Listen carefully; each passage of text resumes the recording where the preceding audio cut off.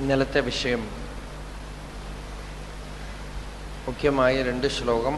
മാത്രാസ്പർശാസ്തു കൗന്തേയ ശീതോഷ്ണ സുഖദുഃഖദാഃ ആഗമാപായിനോ അനിത്യാഃ താൻ തിതിക്ഷസ്വ ഭാരത യം ഹി ന വ്യഥയന്ത്യേതേ പുരുഷം പുരുഷർഷഭ സമദുഃഖ സുഖം ധീരം സോമൃതത്വായ കൽപ്പത്തെ. ഇതാണ് 2 ശ്ലോകം. രണ്ടിൻ്റെയും പൊരുൾ ദ്വന്ദ്വങ്ങളെ കടന്നു നിൽക്കാനുള്ള വഴിയാണ് ഭഗവാൻ പറഞ്ഞത്. അതിനു മുമ്പുള്ള ശ്ലോകം ദേഹിനോസ്മിൻ യഥാദേഹേ കൗമാരം യൗവനം ജരാ തഥാ ദേഹാന്തരപ്രാപ്തി ധീരസ്തത്ര ന മുഖ്യം. 3 ശ്ലോകം. ദേഹി അതായത് ജീവന് ദേഹത്തിനോടുള്ള ബന്ധം വാസ്തവമല്ല. ദേഹത്തിന് അവസ്ഥകളുണ്ട്, സ്റ്റേറ്റ്സ് ഉണ്ട്. കൗമാരം, യൗവനം, ജര. ദേഹം ജനിക്കണു, ദേഹം വളരണു, ദേഹം ക്ഷയിക്കണു, ദേഹം നശിക്കണു. പക്ഷെ ഞാൻ ദേഹി എന്നൊക്കെ പറഞ്ഞാൽ എന്തെങ്കിലും ഇമാജിൻ ചെയ്യും, ഭാവന ചെയ്യും. അതുകൊണ്ടാണ് ഞാൻ എന്ന് പറയണത്. ആളുകൾക്കൊക്കെ ആത്മാ, സോൾ, സെൽഫ് എന്നൊക്കെ പറഞ്ഞാൽ ഇവിടെ എവിടെയെങ്കിലുമൊക്കെ എന്തോ ഒരു ലൈറ്റ് പോലെ എന്തോ ഉണ്ടോ എന്നൊരു ഭാവനയൊക്കെ തോന്നും. ആ ഭാവനയൊക്കെ നീക്കാൻ വേണ്ടിയിട്ടാണ് പറയണത് ഞാൻ ദേഹം.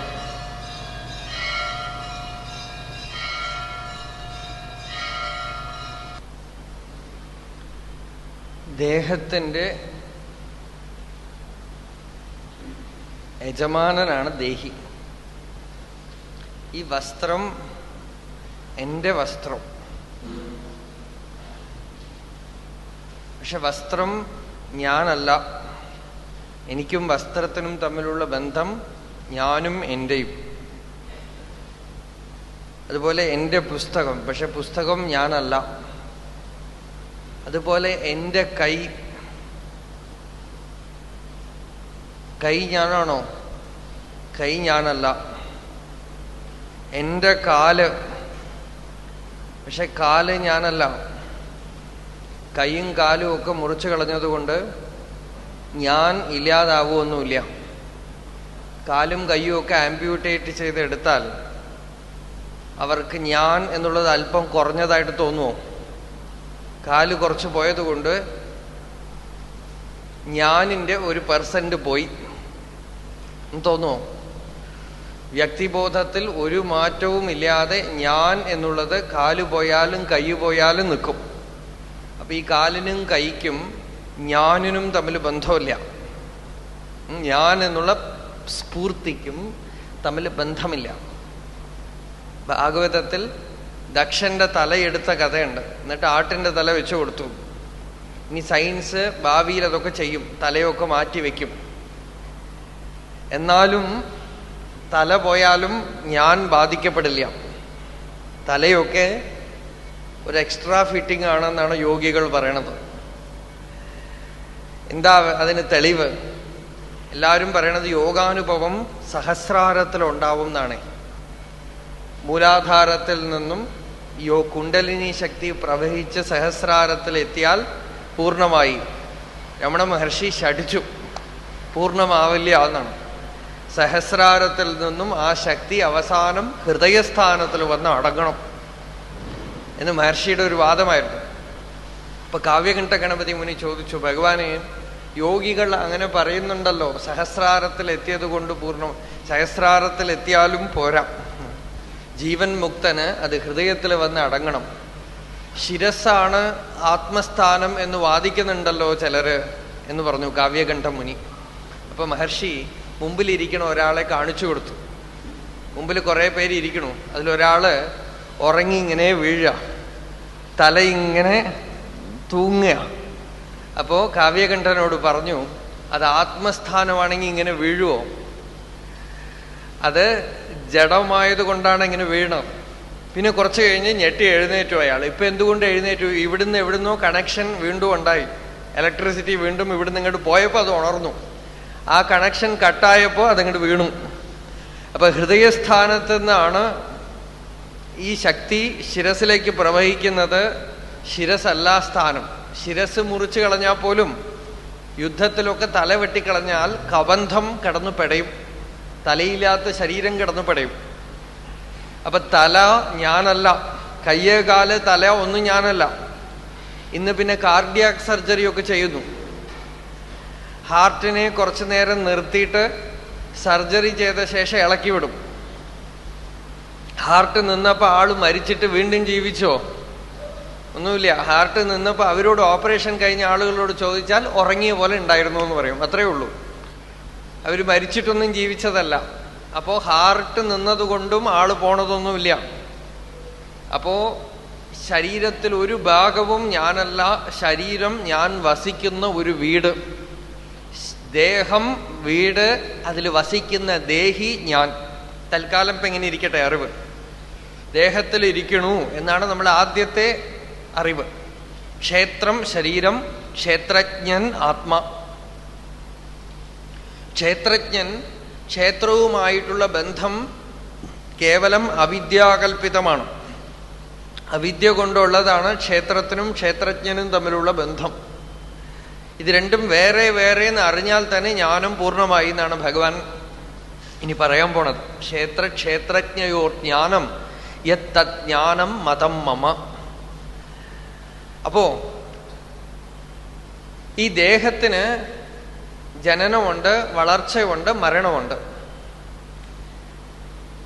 മരിക്കുമ്പോ മാത്രം പ്രത്യേകിച്ച് എന്തിനു ദുഃഖിക്കണം? ഭഗവാൻ ചോദിക്കണത് അതാ. ഒരു കുട്ടി ജനിച്ചിട്ട് 10 വർഷം കഴിഞ്ഞാലും അതേപോലെ ഇരുന്നാൽ നമുക്ക് ഇഷ്ടമാവുമോ? 10 വർഷം കഴിഞ്ഞിട്ടും അമ്മയുടെ മടിയിൽ തന്നെ കിടക്കുകയാണെന്ന് വെച്ചാലോ ഇഷ്ടാവില്ല. അതിന് കൗമാരം വരണം. കൗമാരപ്രായത്തിലെ എപ്പോഴും ഉണ്ടെങ്കിൽ നമ്മൾ എന്ത് പറയും? മെന്റലി റിട്ടാർഡഡ് എന്ന് പറയും. യൗവനം വരണം. യൗവനം വന്നിട്ട് 50 വയസ്സിലും യൗവാവായി നടിച്ചാലോ തരം കിട്ടിയ ആളുകൾ തല്ലും, അല്ലേ?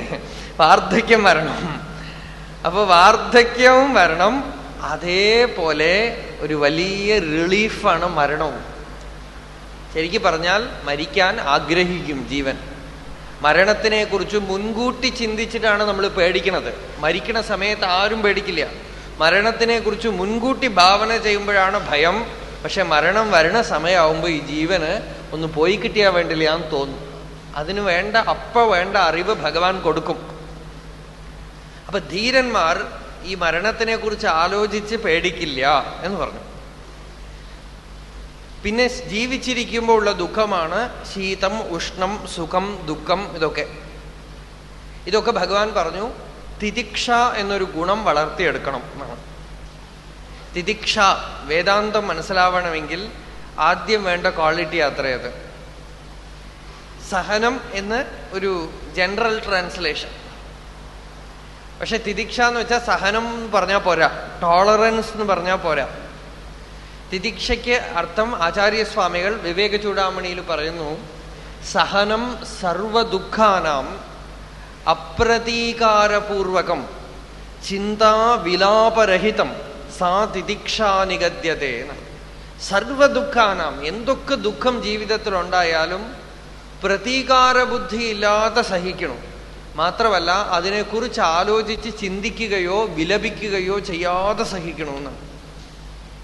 യാതൊരു വിധത്തിലും റിയാക്ഷൻ ഇല്ല ഉള്ളെന്ന്. ചിന്താ വിലാപരഹിതം സാ തിതിക്ഷാ നിഗദ്യതേ. തനിക്ക് ഇങ്ങനെയൊക്കെ സംഭവിക്കണമെന്നുള്ള വിചാരമേ ഇല്ല, ദുഃഖമേ ഇല്ല, വിഷമമേ ഇല്ല. സാ തിതിക്ഷ, അതാണ് തിതിക്ഷ. സുഖം വരുമ്പോഴും ദുഃഖം വരുമ്പോഴും ഒക്കെ ഇതിന് ബേസിക്കായിട്ട് ഒരു അറിവുണ്ടെങ്കിൽ സഹായമായിട്ടിരിക്കും. നമുക്ക് വരുന്ന ദുഃഖങ്ങളൊക്കെ തന്നെ പൂർവകർമ്മത്തിന്റെ പ്രാരബ്ധമാണ് എന്നറിഞ്ഞാൽ തന്നെ നമ്മൾ വേറെ ആരെയും അതിന് കുറ്റക്കാരായിട്ട് കാണില്ല. നമ്മളുടെ കർമ്മപ്രാരബ്ധമാണെന്ന് അറിഞ്ഞാൽ തന്നെ മറ്റാരെയും നമ്മൾ കുറ്റം പറയില്ല. അയാളെ കാരണം വന്നു, ഇയാളെ കാരണം വന്നു എന്ന് പറയേയില്ല. രാമായണത്തിൽ നാളെ പട്ടാഭിഷേകം രാമന്, അതിനുവേണ്ട ഏർപ്പാടൊക്കെ നടക്കണു. അപ്പോഴാണ് പട്ടാഭിഷേക വിഘ്നം ഉണ്ടായത് നമുക്കറിയാം. ഒരു സാധാരണ മനുഷ്യനാണെങ്കിൽ എത്രയധികം റിയാക്ഷൻ ഉണ്ടായിട്ടുണ്ടാവും അതിന്. ലക്ഷ്മണൻ ഒരു സാധാരണ മനുഷ്യന്റെ സ്ഥാനത്തിൽ നിന്ന് പറയണു, എൻ്റെ കയ്യിലുള്ള വാള് അലങ്കാരത്തിനല്ല വെച്ചിരിക്കുന്നത്, അച്ഛനെ ഇപ്പൊ ഞാൻ പിടിച്ചു പൂട്ടിയിടും. അച്ഛനായാലും ശരി, ഗുരുവായാലും ശരി, അവലിപ്തസ്യ, അതായത് വാർദ്ധക്യം ബാധിച്ചു കഴിഞ്ഞാൽ, ബുദ്ധിസ്ഥിരതയില്ലാതായാൽ ശിക്ഷിക്കണം എന്നാണ്. കൈകൈയെ വധിക്കും എന്നൊക്കെ പറഞ്ഞു ലക്ഷ്മണൻ. അപ്പൊ ഭഗവാൻ പറയണു, ലക്ഷ്മണ, ജീവിതത്തിന്റെ ഒരു നിയമം തനിക്ക് ഞാൻ പറഞ്ഞു തരാം. ഒരേപോലെ കുറേ ദിവസം പോകും. ചിലപ്പോൾ സുഖമായിട്ടായിരിക്കും പോണത്. പെട്ടെന്ന് അപ്രതീക്ഷിതമായിട്ട് എന്തെങ്കിലുമൊക്കെ സംഭവിക്കും. നമ്മൾക്ക് സഹിക്കാൻ പറ്റാത്ത വിധത്തിൽ ചിലതൊക്കെ സംഭവിക്കും. സംഭവിച്ചാൽ നമ്മൾ ആരെങ്കിലുമൊക്കെ കുറ്റം കാണും അതിന്. ഇയാളെ കാരണമാണ് സംഭവിച്ചത്, അയാളെ കാരണമാണ് സംഭവിച്ചത്. യത് അകസ്മാത് പ്രവർത്തതേ, ഏത് പ്രതീക്ഷിക്കാതെ നമ്മുടെ ജീവിതത്തിൽ വരുന്നുവോ അത് നിശ്ചയം പൂർവകർമ്മത്തിന്റെ ഫ്രൂയിഷൻ പീരീഡ് ആണ് എന്ന് അറിഞ്ഞോളുക. പുതിയ ഒരു ജ്യോതിഷികളാണെങ്കിൽ എന്തു പറയും? പുതിയ ദശയിലേക്ക് കടന്നു എന്ന് പറയും. ഈ ദശയൊക്കെ ഗ്രഹങ്ങളൊന്നും നമ്മളെ ശിക്ഷിക്കണതല്ല, നമ്മളുടെ പ്രാരബ്ധത്തിനെ അവർ റെക്കോർഡ് ചെയ്തു വെച്ചിരിക്കണം, അത്രയേ ഉള്ളൂ. ഇന്ന് സയൻസിലും അവർ പറയണു, ഈ DNA സെൽസൊക്കെ നോക്കിയാൽ ഇയാളുടെ ജീവിതത്തിൽ എന്തൊക്കെ സംഭവിക്കാൻ പോണു, എന്തു വ്യാധി വരും ഫ്യൂച്ചറിൽ എന്നൊക്കെ പ്രഡിക്റ്റ് ചെയ്യാനുള്ള സാധ്യതകൾ അതിലുണ്ടത്രേ. പക്ഷെ അത്ര കണ്ട് നമ്മൾ പുരോഗമിച്ചിട്ടില്ല. അപ്പൊ അതിനർത്ഥം എന്താ?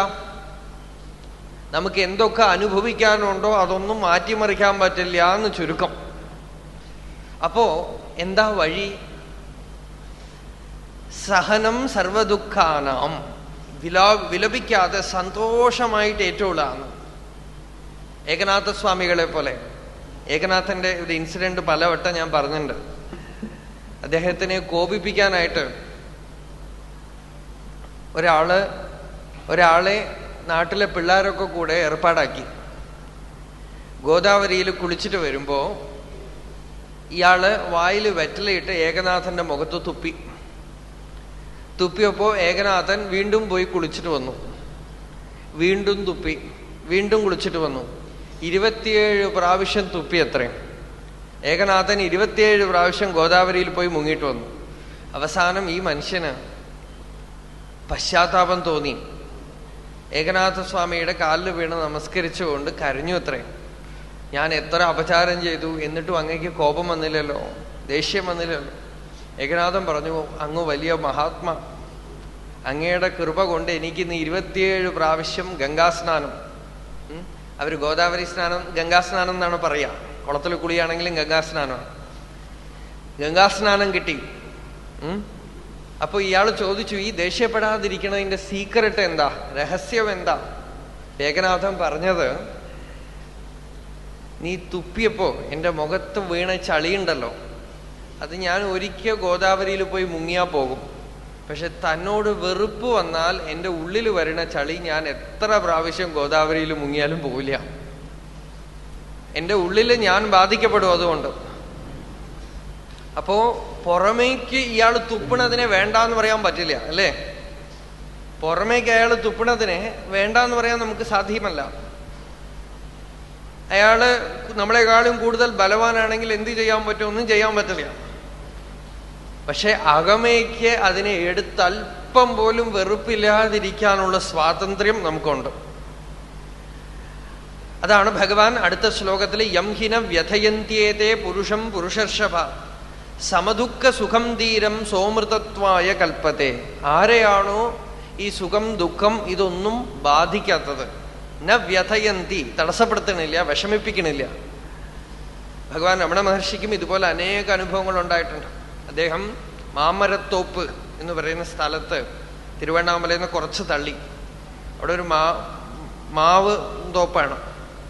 അവിടെ അദ്ദേഹം താമസിക്കുന്ന കാലത്ത് കുറെ കള്ളന്മാര് മാങ്ങ വലിക്കാൻ വന്നവര് ഇവിടെ ഈ സ്വാമി ഇരിക്കുന്നത് കണ്ടു. അദ്ദേഹം ഒന്ന് മൗനത്തിലാണ്, ആരുടെ അടുത്തും മിണ്ടണമില്ല, ആര് വന്നാലും ശ്രദ്ധിക്കൂല, കണ്ണു തുറന്ന് തന്നെ ഇരിക്കുന്നുണ്ടാവും. അപ്പൊ ഇവര് വന്ന് മഹർഷിയോട് കുറെ കയർത്തു. അപ്പോഴും അദ്ദേഹം ചലിച്ചില്ല. അവസാനം പച്ചമുളക് അരച്ചിട്ട് തല മുതൽ കാല് വരെ തേച്ചു. അപ്പോഴും അനങ്ങിയില്ല. പിന്നാലെ മഹർഷിയോട് ചോദിച്ചു, ഭഗവാനെ എരിഞ്ഞില്ലേ ചോദിച്ചപ്പോ ആദ്യം കുറച്ചൊക്കെ എരിഞ്ഞു, പിന്നെ നല്ല തണുപ്പായിരുന്നു. പിന്നെ ഏതോ ആയുർവേദ ഗ്രന്ഥത്തിൽ കണ്ടു അത്രേ തോലിന് നല്ലതാണ് എന്നുവെച്ചാൽ ബാധിക്കണില്ല എന്നർത്ഥം. യം ഹിന വ്യഥയന്ത്യേതേ പുരുഷം പുരുഷർഷഭ. സുഖമാവട്ടെ ദുഃഖമാവട്ടെ ഏതവസ്ഥയിലും ചലിക്കണില്ല. ആദ്യം ഒരു നേരത്തെ ആഹാരം കഞ്ഞിയായിട്ട് എവിടുന്നെങ്കിലും ഭിക്ഷയായിട്ട് വാങ്ങിച്ചുകൊണ്ട് വന്ന് കഴിച്ച കാലം ഉണ്ടായിരുന്നു. ആശ്രമത്തിൽ സുഭിക്ഷമായ ആഹാരം ഉള്ള കാലം ഉണ്ടായിരുന്നു. രണ്ട് കാലത്തും അദ്ദേഹത്തിന് ഒരുപോലെ തന്നെ. അതാണ് ജീവൻ മുക്തന്മാരുടെ സ്ഥിതി. ഇത് ജീവൻ മുക്തൻ വന്ന് രമണ മഹർഷിക്കോ ബുദ്ധനോ ഒതുക്കി വെക്കാനുള്ളതല്ല. ഇതൊക്കെ നമുക്കൊക്കെ പതുക്കെ പതുക്കെ പതുക്കെ ജീവിതത്തിൽ മനനം ചെയ്തു കൊണ്ടുവരാനുള്ളതാണ്. ഭഗവത്ഗീത പ്രഭാഷണം ഒരു എന്റർടൈൻമെന്റ് ആയാൽ എനിക്കും പ്രയോജനപ്പെടില്ല, നിങ്ങൾക്കും പ്രയോജനപ്പെടില്ല,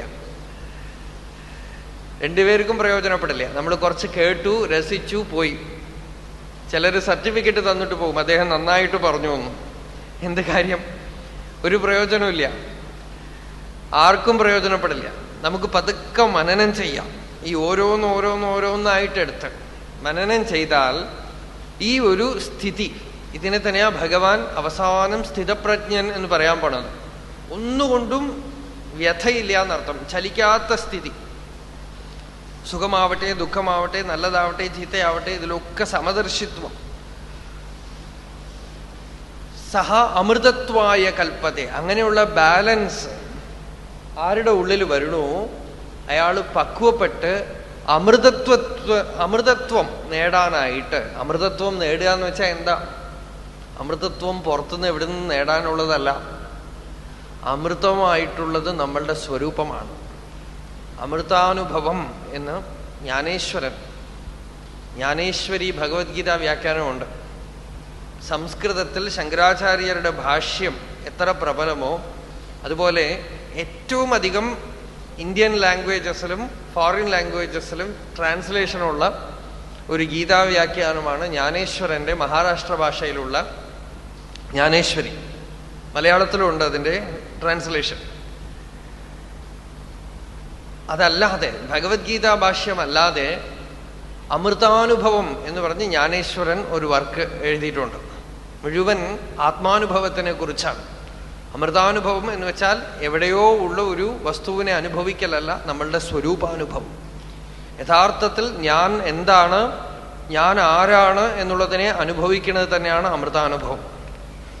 സഹ അമൃതത്വായ കൽപ്പതേ എന്ന് പറഞ്ഞു. ശരി, ഇനി എന്നെ അറിയണം, എൻ്റെ യഥാർത്ഥ സ്വരൂപം അറിയണം. അതിന് രണ്ട് പ്രോസസ്സാണ്. ഒന്ന്, ഞാൻ അല്ലാത്ത വസ്തുക്കളെയൊക്കെ തള്ളി മാറ്റണം. രണ്ട്, യഥാർത്ഥ ഞാൻ ആരാണോ അതിൽ ശ്രദ്ധ പതിഞ്ഞുകൊണ്ടേയിരിക്കുകയും വേണം. ഇത് രണ്ടാണ് അതിനുള്ള വഴി. ഞാൻ അല്ലാത്തതിനെയൊക്കെ ഉപേക്ഷിക്കുക, യഥാർത്ഥ ഞാൻ എന്തോ അതിനെ വിടാതെ ശ്രദ്ധിക്കുക.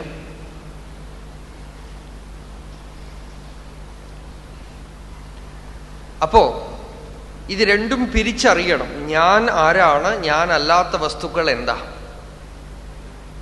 അതിനെ ഭഗവാൻ സത്ത് അസത്ത് എന്ന് വിളിച്ചു. സത്ത് ശാശ്വതമായുള്ള വസ്തു, അസത്ത് ശാശ്വതമല്ലാത്ത വസ്തു. മരിച്ചു കഴിയുമ്പോൾ അതുകൊണ്ട് നമ്മൾ എന്തു പറയും? സത്തുപോയി, ചത്തുപോയി എന്നല്ല പറയേണ്ടത്. മലയാളികൾ തമിഴന്മാരെ കളിയാക്കും, സത്തുപോയി സത്തുപോയി എന്ന് പറയണമെന്നൊന്നും. തമിഴിൽ പറയണതാണ് ശരി. സത്ത് പോയി എന്നാണ്, ചത്തുപോയി അല്ല. സത്ത് പോയി. ഏത് വാസ്തവത്തിലുള്ള എസൻസോ അത് പോയി. ഇപ്പോൾ ഉള്ളത് അസത്ത്, ശരീരം. അപ്പൊ ഈ സദസത് വിഭാഗം, സത്തിനെയും അസത്തിനെയും കൂടെ പിരിക്കാം. അതാണ് ഭഗവാൻ അടുത്ത ശ്ലോകത്തിൽ പറയണത്. ഞാൻ ഇന്നലെ പറഞ്ഞ പോലെ ഭഗവത്ഗീതയിൽ ഏറ്റവും പ്രധാനമായ ശ്ലോകം നോക്കാം. ഞാൻ പറഞ്ഞുതരാം, 3 പ്രാവശ്യം ചൊല്ലാം. നാസതോ വിദ്യത്തെ ഭാവഃ നാഭാവോ വിദ്യത്തെ സതഃ ഉഭയോരപി ദൃഷ്ടോന്താ ത്വനയോഃ തത്വദർശിഭിഃ നാസതോ വിദ്യത്തെ ഭാവഃ നാഭാവോ വിദ്യത്തെ സതഃ ഉഭയോരപി ദൃഷ്ടോന്താ ത്വനയോഃ തത്വദർശിഭിഃ നാസതോ വിദ്യത്തെ ഭാവഃ നാഭാവോ വിദ്യത്തെ സതഃ ഉഭയോരപി ദൃഷ്ടോന്താ ത്വനയോഃ തത്വദർശിഭിഃ ന അസതഃ വിദ്യത്തെ ഭാവഃ ന അഭാവഃ വിദ്യത്തെ സതഃ ഉഭയോഃ അപി ദൃഷ്ടഃ അന്തഃ തു അനയോഃ തത്വദർശിഭിഃ. തത്വദർശികൾ കണ്ടിട്ടുള്ള പാരമാർത്ഥിക സത്യം. തത്വദർശികൾ എന്ന് വെച്ചാൽ ആരാണ്? ആചാര്യസ്വാമികൾ അതിന് ഭാഷ്യത്തിൽ അർത്ഥം പറയുന്നു. തത്വം ദ്രഷ്ടും ശീലം യേഷാം തേ തത്വദർശിന. നമുക്കെപ്പോഴും പ്രപഞ്ചം കാണുന്നവരാണ് നമ്മൾ. പ്രപഞ്ചദർശികളാണ്, ലോകദർശികളാണ്, ഭേദദർശികളാണ്. എന്നാൽ തത്വദർശികൾ ആരാന്ന് വെച്ചാൽ അവർക്ക് ശീലം തന്നെ തത്വം ദ്രഷ്ടും ശീലം യേഷാം തേ തത്വദർശിന. അവർക്ക് ഭഗവാൻ, തത്വം എന്ന് വെച്ചാൽ ഭഗവാൻ എന്നർത്ഥം, തത്വം എന്ന് വെച്ചാൽ ആത്മാന്നർത്ഥം. ഭാഗവതത്തിൽ ശ്രീമദ് ഭാഗവതം ആരംഭിക്കുമ്പോ സൂതൻ ആരോടാ പറയണത്? ശൗനകാദികളോട്. ശൗനകാദികൾ യാഗം കഴിക്കുകയാണ്. അവർക്ക് യാഗത്തിന്റെ ഉദ്ദേശം എന്താന്ന് വെച്ചാൽ സ്വർഗായ ലോകായ, സ്വർഗത്തിലേക്ക് പോകണം എന്ന് പറഞ്ഞിട്ടാണ് യാഗം ചെയ്യണത്. ഇപ്പൊ സൂതമഹാമുനി അവരുടെ ആ ഭാവം അല്പം ഒന്ന് തിരുത്താൻ വേണ്ടിയിട്ട് പറഞ്ഞു. അവരോട് പറഞ്ഞു, മനുഷ്യന്റെ പരമലക്ഷ്യം എന്താന്ന് നിങ്ങൾക്കറിയോ? സൂതൻ പറയണത് കാമം എന്നുള്ളതാണ് നടുവിൽ നിൽക്കുന്നത്. അത് പുരുഷാർത്ഥമല്ല, മനുഷ്യന്റെ ഉള്ളിലുള്ള അവിദ്യ. കാമം എന്ന് വെച്ചാൽ ഡിസയർ, ആശ, ആഗ്രഹം. ആഗ്രഹം പുരുഷാർത്ഥമേ അല്ല. കാരണം എന്താന്ന് വെച്ചാൽ അതിന് വിധിക്കേണ്ട ആവശ്യമേ ഇല്ല. ആരുടെടുത്തെങ്കിലും പോയിട്ട് നിങ്ങൾ ഇന്ന് മുതൽ ആഗ്രഹിക്കൂ എന്ന് ഉപദേശിക്കണോ? നിങ്ങൾ ആഗ്രഹമൊക്കെ പൂർത്തി ചെയ്തോളൂ എന്ന് ഉപദേശിക്കണോ? അതാണ് ലോകം മുഴുവൻ നടക്കുന്നത്. എവിടെ നോക്കിയാലും ഈ കാമസമ്പൂർത്തിയേ ഉള്ളൂ. ആഗ്രഹങ്ങളെ പൂർത്തി ചെയ്യാനുള്ള നെട്ടോട്ടം വട്ടോട്ടമാണ്. അതിനുവേണ്ടി നിങ്ങൾ പണം സമ്പാദിക്കൂ എന്ന് ഉപദേശിക്കണോ? അതിന് വേദം വേണോ ഇത് പറയാനായിട്ട്? അതാരും ഉപദേശിച്ചിട്ടില്ലെങ്കിൽ പണം സമ്പാദിക്കും. അപ്പൊ കാമം അനുഭവിക്കൂ എന്നും പണം സമ്പാദിക്കൂ എന്നും ഒരു ഋഷിയും പറയേണ്ട ആവശ്യമില്ല. ആര് പറഞ്ഞിട്ടില്ലെങ്കിലും മനുഷ്യൻ ചെയ്യും. അപ്പൊ ഇവിടെ അർത്ഥം കാമം എന്ന് പറഞ്ഞത് എന്താ? പിടിച്ചു നിർത്തിയതാണ്. ധർമ്മത്തിനെ അധിഷ്ഠാനമായി വെച്ചുകൊണ്ട് ധർമ്മത്തിന്റെ കൺട്രോളോടുകൂടെ, അതായത് എല്ലാവരും കാമത്തിനെ പാടെ ഉപേക്ഷിക്കണം എന്ന് പറഞ്ഞാൽ സാധ്യവുമല്ല. വാസനയുണ്ടല്ലോ എല്ലാവരുടെ ഉള്ളിലും. എല്ലാവരും ഉപേക്ഷിക്കണം എന്ന് പറഞ്ഞാൽ സാധ്യമല്ല. പണമേ ഇല്ലാതെ ജീവിക്കണം എന്ന് വെച്ചാൽ സാധ്യമല്ല. അത് ഋഷികൾക്കും അറിയാം. അപ്പൊ അവര് തീരുമാനിച്ചു, ഇതിനെ ഒരേ അടിക്ക് ലൈസൻസ് ഇല്ലാതെ വിട്ടാൽ മനുഷ്യൻ ഒരിക്കലും ലക്ഷ്യപ്രാപ്തി നേടില്ല. അപ്പൊ ധർമ്മം കൊണ്ട് ഇവനെ നിയന്ത്രിച്ച് വാസനകളെ പതുക്കെ ഒഴിച്ചു മാറ്റി തത്വജിജ്ഞാസ ഉണ്ടാവണം. തത്വത്തിനെ അറിയാനുള്ള ജിജ്ഞാസ ഉണ്ടായി തത്വം അറിഞ്ഞാൽ പരമപുരുഷാർത്ഥമായ മോക്ഷം. ധർമ്മം, അർത്ഥം, കാമം ഇത് മൂന്നും ശരിയായ രീതിയിലാണെങ്കിൽ ഈ ജീവന്റെ ചിത്തം ശുദ്ധമാവും. നല്ലവണ്ണം നോക്കിക്കൊള്ളു. ഇവന്റെ ബയോളജിക്കൽ അർജസ്, ഭൗതികമായി ശാരീരികമായുള്ള ആഗ്രഹങ്ങൾ, ഇത് വലിയ തടസ്സമാണ്. ഭർതൃഹരി പറഞ്ഞു, കവികൾ നമ്മളെ കേടുവരുത്തി എന്ന് പറഞ്ഞു. കവികൾ എന്താ കേടുവരുത്തിയത് എന്ന് വെച്ചാൽ മൃഗങ്ങൾക്കൊന്നും ഇല്ലാത്ത വിധത്തിൽ, മൃഗങ്ങൾ ആരും പാട്ടെഴുതുകയോ കവിത എഴുതുകയോ ഈ സ്ത്രീ പുരുഷ ബന്ധത്തിനെ കുറിച്ച് നാടകം എഴുതുകയോ ഒന്നും ചെയ്തില്ല. അവര് ആ കാലമാവുമ്പോ പുത്രോത്പത്തി ഉണ്ടാവണമെന്നല്ലാതെ അതിൽ കൂടുതൽ അതിനെ പെരുപ്പിച്ചൊന്നുമില്ല. പക്ഷെ കവികളും മനുഷ്യന്റെ മനസ്സും ഈ കാമത്തിന് കൂടുതൽ പ്രാധാന്യം കൊടുത്തത് കൊണ്ട് എന്തായി, മനുഷ്യന്റെ മോക്ഷത്തിലേക്കുള്ള യാത്ര വല്ലാതെ തടസ്സപ്പെട്ടു. അല്ലെങ്കിൽ അതൊരു തടസ്സമേ അല്ല, അതൊരു സാധാരണമായ ഒരു പ്രകൃതിയുടെ ഒരു സ്വഭാവം അത്രയേ ഉള്ളൂ. അത് അതിൻ്റെ പാട്ടിൽ പോകും. പക്ഷെ അതിനെ മനുഷ്യൻ മാത്രം മനസ്സിന്റെ തലത്തിലേക്ക് കൊണ്ടുവന്നു, മനസ്സിന്റെ തലത്തിൽ ഭാവനയുടെ തലത്തിലേക്ക് കൊണ്ടുവന്നു. അതുകൊണ്ട് എന്തായി, ഇയാൾക്ക് മനസ്സ് പ്രബലപ്പെട്ടു വന്നു. അതിനെ നിയന്ത്രിക്കാനായി ഋഷികൾ എന്ത് ചെയ്തു, ധർമ്മത്തിനെ വെച്ചു. ധാർമ്മികമായി ജീവിച്ചാൽ, ഒരു ഗൃഹസ്ഥനായിട്ട് ധാർമ്മികമായിട്ട് ജീവിക്കുകയാണെങ്കിൽ, ശരിയായ രീതിയിൽ തപസ്സോടുകൂടെ ജീവിച്ചാൽ കുറച്ച് കഴിയുമ്പോൾ ഈ ശേഷിച്ച വാസനകളും ആഗ്രഹങ്ങളും ഒക്കെ കെട്ടടങ്ങിയാൽ ഇതിലൊന്നും കാര്യമായിട്ട് ഒന്നുമില്ല എന്ന് അയാൾ മനസ്സിലാക്കും. അയാളായിട്ട് ഭാവന ചെയ്ത് ഒന്നും പെരുപ്പിച്ചിട്ടില്ലെങ്കിൽ നാച്ചുറലായിട്ട് തന്നെ അതൊക്കെ വിട്ടുപോയി കഴിഞ്ഞാൽ പിന്നെ ഇയാളുടെ ഉള്ളിൽ പതുക്കെ ഒരു ചോദ്യം ഉദിക്കും, ജീവിതത്തിന്റെ പരമലക്ഷ്യം എന്താണ്? അതിനാണ് തത്വജിജ്ഞാസ എന്ന് പറയുന്നത്. അപ്പൊ എൻ്റെ ജീവിതത്തിന്റെ ലക്ഷ്യം എന്താ? ബേസിക് ആയിട്ടുള്ളതൊക്കെ കഴിഞ്ഞു. ജീവിതത്തിന്റെ പരമലക്ഷ്യം എന്താ? ഞാൻ എന്തിനു ജീവിക്കണു? ജീവിതത്തിന് എന്താ അർത്ഥം? എന്തിനു വേണ്ടി ജീവിക്കണു? എന്താ ഇതിന്റെ ലക്ഷ്യം എന്നൊരു ചോദ്യം ഉള്ളിൽ ഉദിക്കും. തത്വജിജ്ഞാസ ഉണ്ടാവും എന്ന് സൂതൻ പറഞ്ഞു. തത്വജിജ്ഞാസ എന്ന് പറഞ്ഞ ഉടനെ ശൗനകാദികൾ ചോദിച്ചു, തത്വം എന്ന് വെച്ചാൽ എന്താ? തത്വത്തിനെ അറിയാനുള്ള ആഗ്രഹം എന്ന് പറഞ്ഞല്ലോ, തത്വം എന്ന് വെച്ചാൽ എന്താ? അപ്പൊ സൂതൻ പറഞ്ഞു, വദന്തി തത്വവിദഃ തത്വം യജ്ഞാനമദ്വയം ബ്രഹ്മേതി പരമാത്മേതി ഭഗവാൻ ഇതി ശബ്ദത്തെ. രണ്ട് എന്നുള്ള അനുഭവമില്ലാത്ത ജ്ഞാനമാണ് തത്വം. ആ അനുഭൂതി മണ്ഡലത്തിൽ ദ്വൈതസ്പർശമേ ഇല്ല, അഖണ്ഡാകാരമായി അനന്ത ആകാശം പോലെ ഉള്ളും പുറവും നിറഞ്ഞു നിൽക്കുന്ന ഈശ്വരാനുഭൂതി. ആ അനുഭവത്തിനെ ബ്രഹ്മം എന്നും ഭഗവാൻ എന്നും പരമാത്മാവെന്നും ഓരോരുത്തർ പറയുന്നു. പേരിലെ വ്യത്യാസമുള്ളൂ, അനുഭൂതി എന്താ? രണ്ട് എന്നുള്ള അനുഭവമില്ല. ജഗത്ത് മുഴുവൻ ഈശ്വരമയം, ചൈതന്യമയം.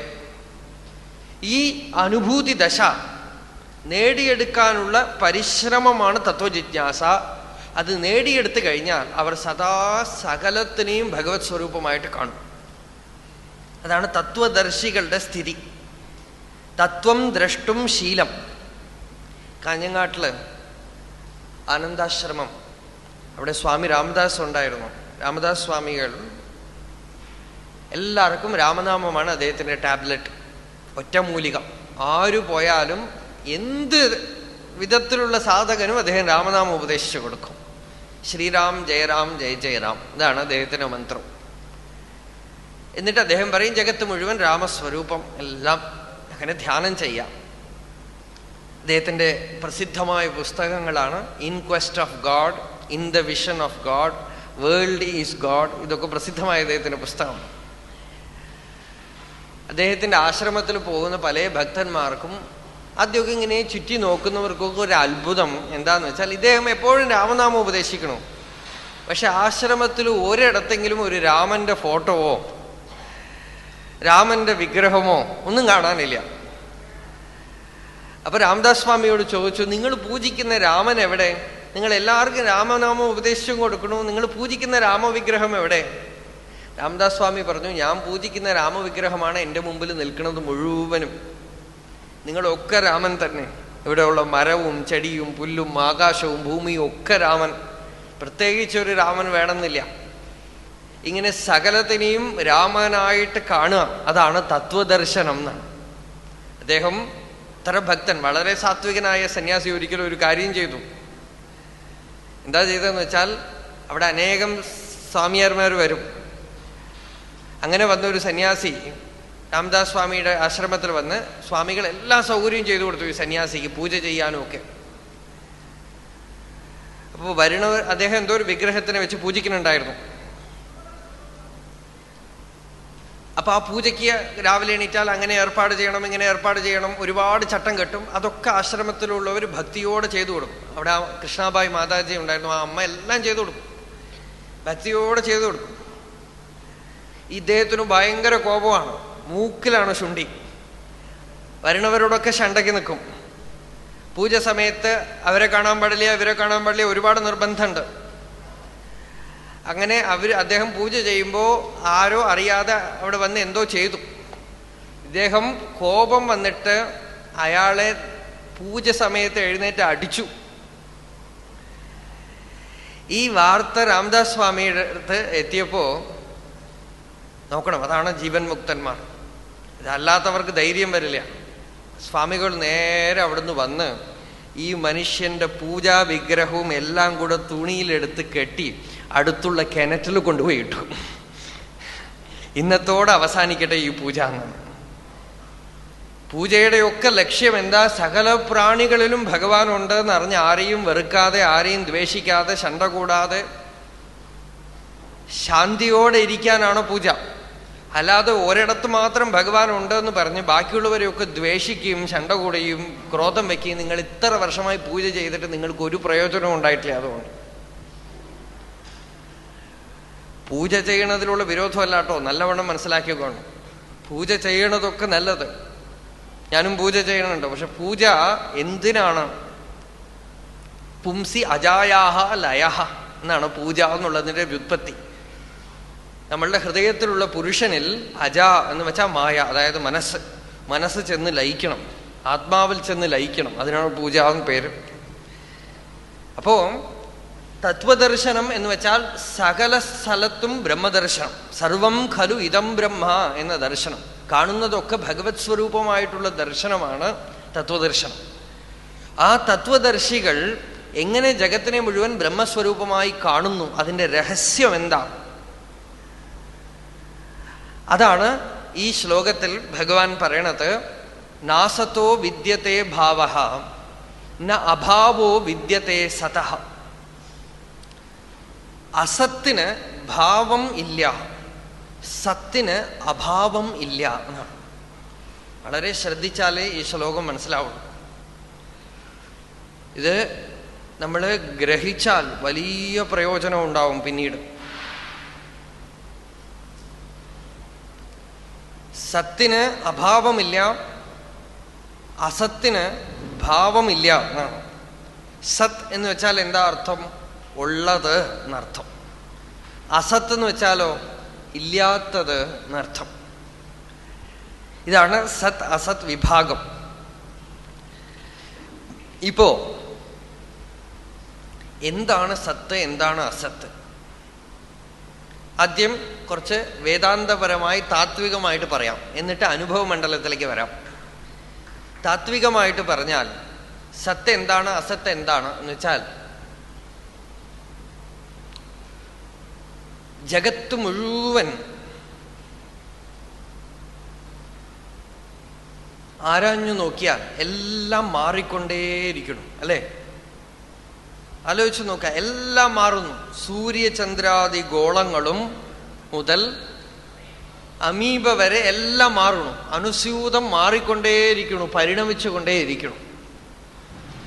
സത്തിന്റെ ലക്ഷണം എന്താന്ന് വെച്ചാൽ, ഏതാണോ ഒട്ടും പരിണമിക്കാതെ നിൽക്കുന്നത് അതാണ് സത്ത് എന്നാണ്. യത് ത്രിഷുഭിഹി അവസ്ഥാഭിഹി ന വ്യഭിചരതി തത് സത്യം. മൂന്നവസ്ഥകൾ, അതായത് ഭൂതകാലം, വർത്തമാനകാലം, ഭാവികാലം, ഈ മൂന്ന് കാലത്തും പരിണമിക്കാതെ നിൽക്കുന്നത് ഏതോ അത് സത്ത്. മണ്ണുകൊണ്ട് കുടം ഉണ്ടാക്കുന്നു. ആദ്യം 10 കുടം ഉണ്ടാക്കാനുള്ള മണ്ണുണ്ടായിരുന്നു. ആ മണ്ണുകൊണ്ട് 10 കുടം ഉണ്ടാക്കി. ഇപ്പൊ മണ്ണുണ്ടോ? മണ്ണില്ല. പിന്നെ ഉള്ളതെന്താ? കുടം. കുടം തല്ലി പൊട്ടിച്ചു. ഇപ്പൊ കുടമുണ്ടോ? ഇല്ല. പിന്നെ എന്താ ഉള്ളത്? മണ്ണ്. അപ്പൊ മണ്ണ്, കുടം, മണ്ണ്. വാസ്തവത്തിൽ മണ്ണ് എപ്പോഴെങ്കിലും ഇല്ലാതിരുന്നിട്ടുണ്ടോ? കുടമായിട്ടുള്ളപ്പോഴും ഉള്ളത് മണ്ണാണ്, തല്ലി പൊട്ടിച്ചപ്പോഴും ഉള്ളത് മണ്ണാണ്. 3 കാലത്തും മൃത്തികേത്യവ സത്യം. മണ്ണ് മാറണില്ല. മണ്ണിന് ഒരു ഷേപ്പ് വന്നു, അത്രയേ ഉള്ളൂ. കുടത്തിന്റെ ഒരു ഷേപ്പ് വന്നു, ആ ഷേപ്പ് പോയി. ഇപ്പോ പക്ഷെ ഷേപ്പ് വരുമ്പോ അതിനെ മണ്ണെന്ന് പറയണില്ല, കുടം എന്ന് പേരും പറയണു. ഒരു രൂപം, ഒരു പേര് കൊടുത്തു. പക്ഷെ ഒരിക്കലും മാറാത്തത് എന്താ? കുടം ഉണ്ടാവുന്നതിന് മുമ്പും മണ്ണുണ്ടായിരുന്നു, കുടം ഉണ്ടായ ശേഷവും മണ്ണുണ്ടായിരുന്നു, കുടം തല്ലി പൊട്ടിച്ചാലും മണ്ണുണ്ട്, അല്ലേ? അതേപോലെ ഈ ജഗത്തിലെ സകല പദാർത്ഥങ്ങളും ബോധത്തിൽ നിന്ന് ഉദിക്കുന്നു. ബോധത്തിൽ നിന്ന് നാമരൂപങ്ങൾ ഉണ്ടാവണു. ബോധത്തിൽ നാമരൂപങ്ങൾ നിൽക്കുന്നു, ബോധത്തിൽ നാമരൂപങ്ങൾ ലയിക്കുന്നു. ഒരു നാമവും രൂപവുമാണ് പ്രപഞ്ചം. നാമവും രൂപവും എടുത്തു കഴിഞ്ഞാൽ ലോകമില്ല. ലോകത്തിലെല്ലാം നാമരൂപമയം. നാമരൂപം എന്ന് പറയണത് അസത്ത്. ഉള്ള വസ്തു സത്ത്. നാമരൂപത്തിന് എടുത്താൽ നമ്മൾ പറയും വസ്തുവേ ഇല്ല എന്ന് പറയും, അല്ലേ? നാമരൂപം എടുത്താൽ വസ്തുവേ ഇല്ല. നാമരൂപത്തിനെ എടുത്തു മാറ്റാതെ അതിൻ്റെ ഉള്ളിലുള്ള സ്റ്റഫിനെ കാണാൻ പറ്റുമോ എന്ന് തിരുമൂലർ തിരുമന്ദിരത്തിൽ പറഞ്ഞു. ഒരച്ഛൻ ഒരു കുട്ടിക്ക് ആന വാങ്ങിക്കൊടുത്തു, മരം കൊണ്ടുണ്ടാക്കിയത്. ആനയെ കണ്ടപ്പോൾ കുട്ടിക്ക് വലിയ സന്തോഷമായി. കുട്ടി ആനയുടെ മേലെ കയറിയിരുന്നു. ആന ആന എന്ന് പറഞ്ഞാൽ ആനയെ ഓടിച്ച് കളിക്കണം. കുട്ടിക്ക് അത് ആനന്നേ വിചാരമുള്ളൂ. കുറെ കഴിഞ്ഞപ്പോൾ ആ വീട്ടിൽ ഒരു മരക്കച്ചവടക്കാരൻ വന്നു. അയാൾ നോക്കി, ഇതെന്താ സാധനം നോക്കി, നല്ല വീട്ടിയാണല്ലോ, ബ്ലേഡ് കൊണ്ട് സ്ക്രാച്ച് ചെയ്തു. അയാൾക്ക് ആന എന്നുള്ള വിചാരമേ ഇല്ല. അയാൾക്കത് വെറും മരം. ഇത് കണ്ട ആ യോഗി പറയാണ്, മരത്തിൽ മറൈന്തത് മാമതൈ യാனை, മരத்தை மறைத்தது மாமதை யானை, மரத்தில் மறைந்தது மாமதை யானை, பரத்தை மறைத்தது பார்முதர் பூதம், பரத்தில் மறைந்தது பார்முதர் பூதமே. മരത്തെ മറൈത്തത് മാമതൈ യാനെ. ആനാന്ന് നോക്കിയപ്പോ മതയാന, മതം ഇളകുന്ന ആന, ഗംഭീരമായ ഒരു ആന.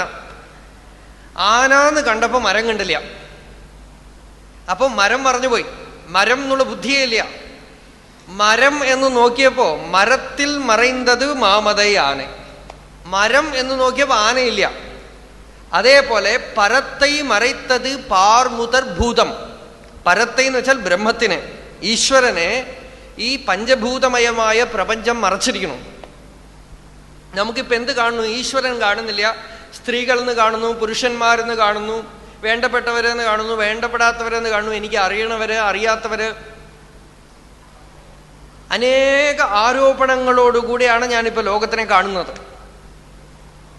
ഒന്നും വാസ്തവത്തിലുള്ള ദർശനമില്ല. അപ്പൊ നമ്മൾ നോക്കുമ്പോ പ്രപഞ്ചം നമ്മളുടെ ആരോപണമാണ് കാണുന്നത്. ആന എന്ന് ആരോപിച്ച പോലെ ഇപ്പൊ പ്രപഞ്ചത്തിൽ എന്ത് കാണുന്നു? ഒരു മരം. മരം കണ്ട ഉടനെ ചിത്തവൃത്തി ഇല്ലാതെ നോക്കാൻ പറ്റുമോ മരത്തില്? അതാണ് ശരിയായ ദർശനം. ശരിയായ ദർശനം എന്താന്ന് വെച്ചാൽ ഒരു ചിത്തവൃത്തിയും ഇല്ലാതെ ഒരു വൃക്ഷത്തിന് നോക്കാൻ പറ്റുമോ? നോക്കില്ല. ആദ്യം തന്നെ നമ്മൾ തേക്കാണെന്ന് പറയും. തേക്കിനൊക്കെ ഇപ്പോൾ വലിയ വിലയാണ്. അടുത്ത വിചാരം, ഇത് മുറിച്ചാൽ നല്ല വില കിട്ടും, ടേബിൾ ഉണ്ടാക്കാം. ഉടനെ മാനസികമായി ആ തേക്കിനെ ടേബിളും കതവും കഴിക്കലും പട്ടികയും ഒക്കെ ആക്കി കഴിഞ്ഞു. ഇത്രയും ഇന്റർപ്രിട്ടേഷൻസ് ഒരു വസ്തുവിനെ കാണുമ്പോൾ വരും.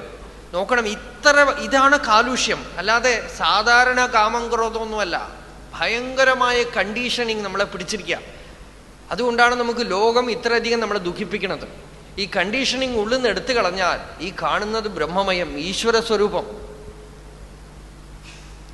നമ്മൾ കാണുന്ന ലോകത്തിനെ തന്നെയാണ് ജ്ഞാനികളും കാണുന്നത്. അവർ പറയണു ഒക്കെ ബ്രഹ്മമയം എന്ന് പറയണു. നമ്മൾ പറയണു രാഗദ്വേഷ കലുഷം. സംസാര സ്വപ്നതുല്യോ ഹി രാഗദ്വേഷാദി സങ്കുലഹ. സ്വകാലേ സത്യവദ്ഭാതി. മഞ്ഞപ്പിത്തം പിടിച്ച ആൾക്ക് ഒക്കെ മഞ്ഞയായിട്ട് തോന്നും. അതുപോലെ പ്രപഞ്ചം ഒക്കെ രാഗദ്വേഷമയം. എന്തുകൊണ്ട്? ഞാൻ അങ്ങനെ കാണുന്നു. എന്നാൽ ശരിക്ക് ആരാഞ്ഞു നോക്കിയാൽ, ഇന്നത്തെ സയൻസ് പറയണു ഇവിടെ മൈക്കില്ല, ഇവിടെ ഇലക്ട്രോൺസും ന്യൂട്രോൺസും ഒക്കെ ഉള്ളൂ എന്നാണ്. ഇലക്ട്രോൺസും പ്രോട്ടോൺസും ഒക്കെ ആണെന്നൊക്കെ ചുരുക്കിക്കളയും. ഇവിടെ മൈക്കില്ല എന്നാണ് പറയണത്. നമ്മൾ മൈക്ക് എന്ന് കാണുന്നു, അല്ലേ? അവര് ഫിസിക്സ് പഠിച്ചവരെടുത്ത് ചോദിച്ചാൽ ഇത് കുറേ വൈബ്രേഷൻ ഇവിടെ നടന്നുകൊണ്ടിരിക്കണം. വേദാന്തികൾ പറഞ്ഞു ഇവിടെ ഇലക്ട്രോൺസും ഇല്ല, ന്യൂട്രോൺസും ഇല്ല, വൈബ്രേഷനും ഇല്ല, ഇവിടെ കോൺഷ്യസ്നെസ് മാത്രമേ ഉള്ളൂ, ഇവിടെ ചൈതന്യം മാത്രമേ ഉള്ളൂ. ചൈതന്യത്തിൽ അനേക ആരോപണങ്ങൾ, അത് ആരോപണങ്ങൾ തടിച്ചു പെരുത്തിട്ടാണ് ഇത് ഈ രൂപത്തിൽ വന്നിരിക്കുന്നത്. അപ്പോ അസത്ത് സത്ത്, അസത്ത് എന്ന് വെച്ചാൽ നാമരൂപം എന്നർത്ഥം.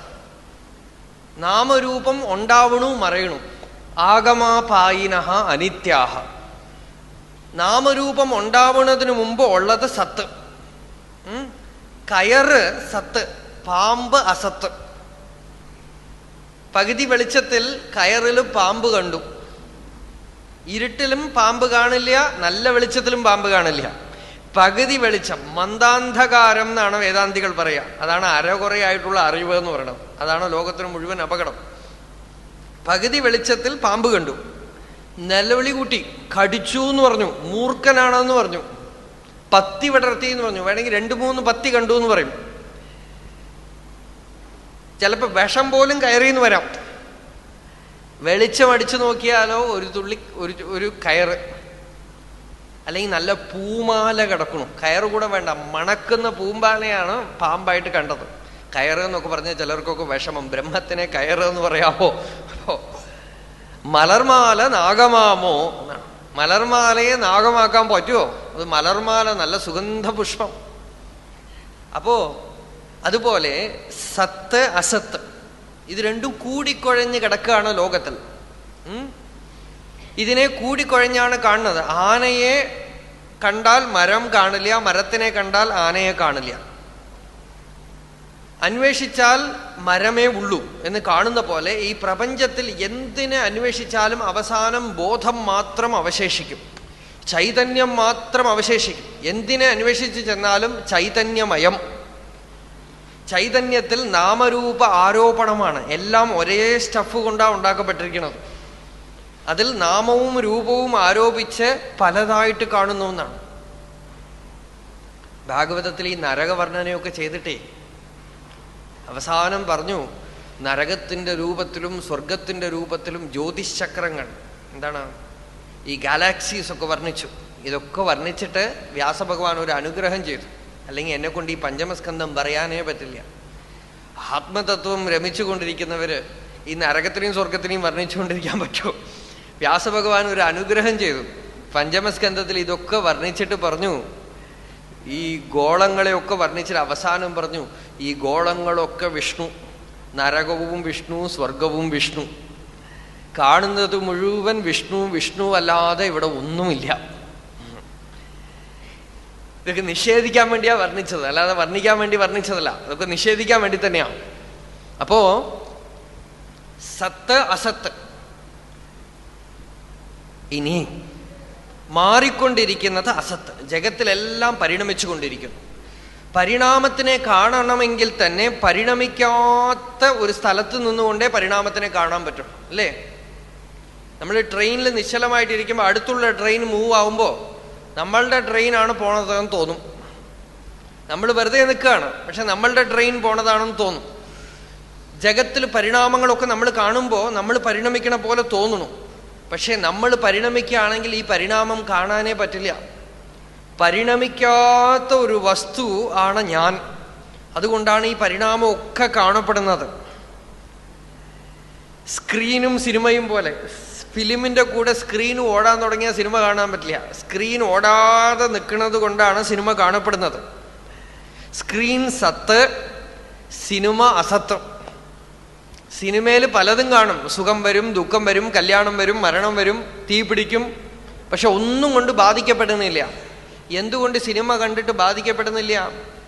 സിനിമ അസത്താണെന്ന് അറിഞ്ഞിട്ടാണ് പോയി ഇരിക്കുന്നത്. അതുകൊണ്ട് എന്തുകൊണ്ട് അസത്താണെന്ന് അറിഞ്ഞു? തുടങ്ങുന്നതിന് മുമ്പ് ഇല്ല, 2.5 മണിക്കൂർ കഴിഞ്ഞാലും ഇല്ല, മധ്യേ ഇങ്ങനെ കാണുന്ന നേരത്ത്. അത്രയേ ഉള്ളൂ. ഗൗഡപാദാചാര്യർ പറഞ്ഞു, ഏതാ അസത്ത് എന്ന് വെച്ചാൽ ആദൗ അന്തേച്ച യത് നാസ്തി. ആദിയിലും അന്തത്തിലും എത് ഇല്ലയോ അത് മധ്യത്തിൽ ഉള്ള പോലെ തോന്നിയാലും വാസ്തവത്തിൽ ഇല്ലാത്തതാണ്. ഇതാണ് നിയമം. ഓർമ്മിച്ചോളാം. അസത്തിന്റെ ഡെഫിനിഷൻ എന്താന്ന് വെച്ചാൽ, അസത്ത് എന്ന് വെച്ചാൽ അത്യന്ത അഭാവമല്ല, മുയലിന്റെ കൊമ്പ് പോലെയല്ല അസത്ത്. മുയലിന്റെ കൊമ്പ് നമ്മൾ എവിടെയും കണ്ടിട്ടില്ല അല്ലേ? മുയലിന്റെ കൊമ്പ് പോലെ ഒരു സാധനത്തിനെയല്ല ഇവിടെ പറഞ്ഞത്. കാണും, മരുഭൂമിയിൽ വെള്ളം പോലെ. ഒരുപാട് ദാഹിച്ചിട്ട് മരുഭൂമിയിൽ നടക്കുകയാണ്, നോക്കുമ്പോൾ ദൂരത്തതാ നദി ഒഴുകണു, നല്ല തെളിഞ്ഞ വെള്ളം. നമ്മളിവിടുന്ന് ഒരു ബക്കറ്റും എടുത്തുകൊണ്ട് ഓടിയ സ്ഥലത്ത് വെള്ളം കാണും. നമ്മൾ ഓടുന്ന സ്ഥലത്തേക്ക് ഓടിക്കൊണ്ടേ ഇരിക്കാം, വെള്ളം കാണില്ല. അതിനാണ് മരുമരീച്ചിക്ക എന്ന് പറയാം, മിരാഷ്.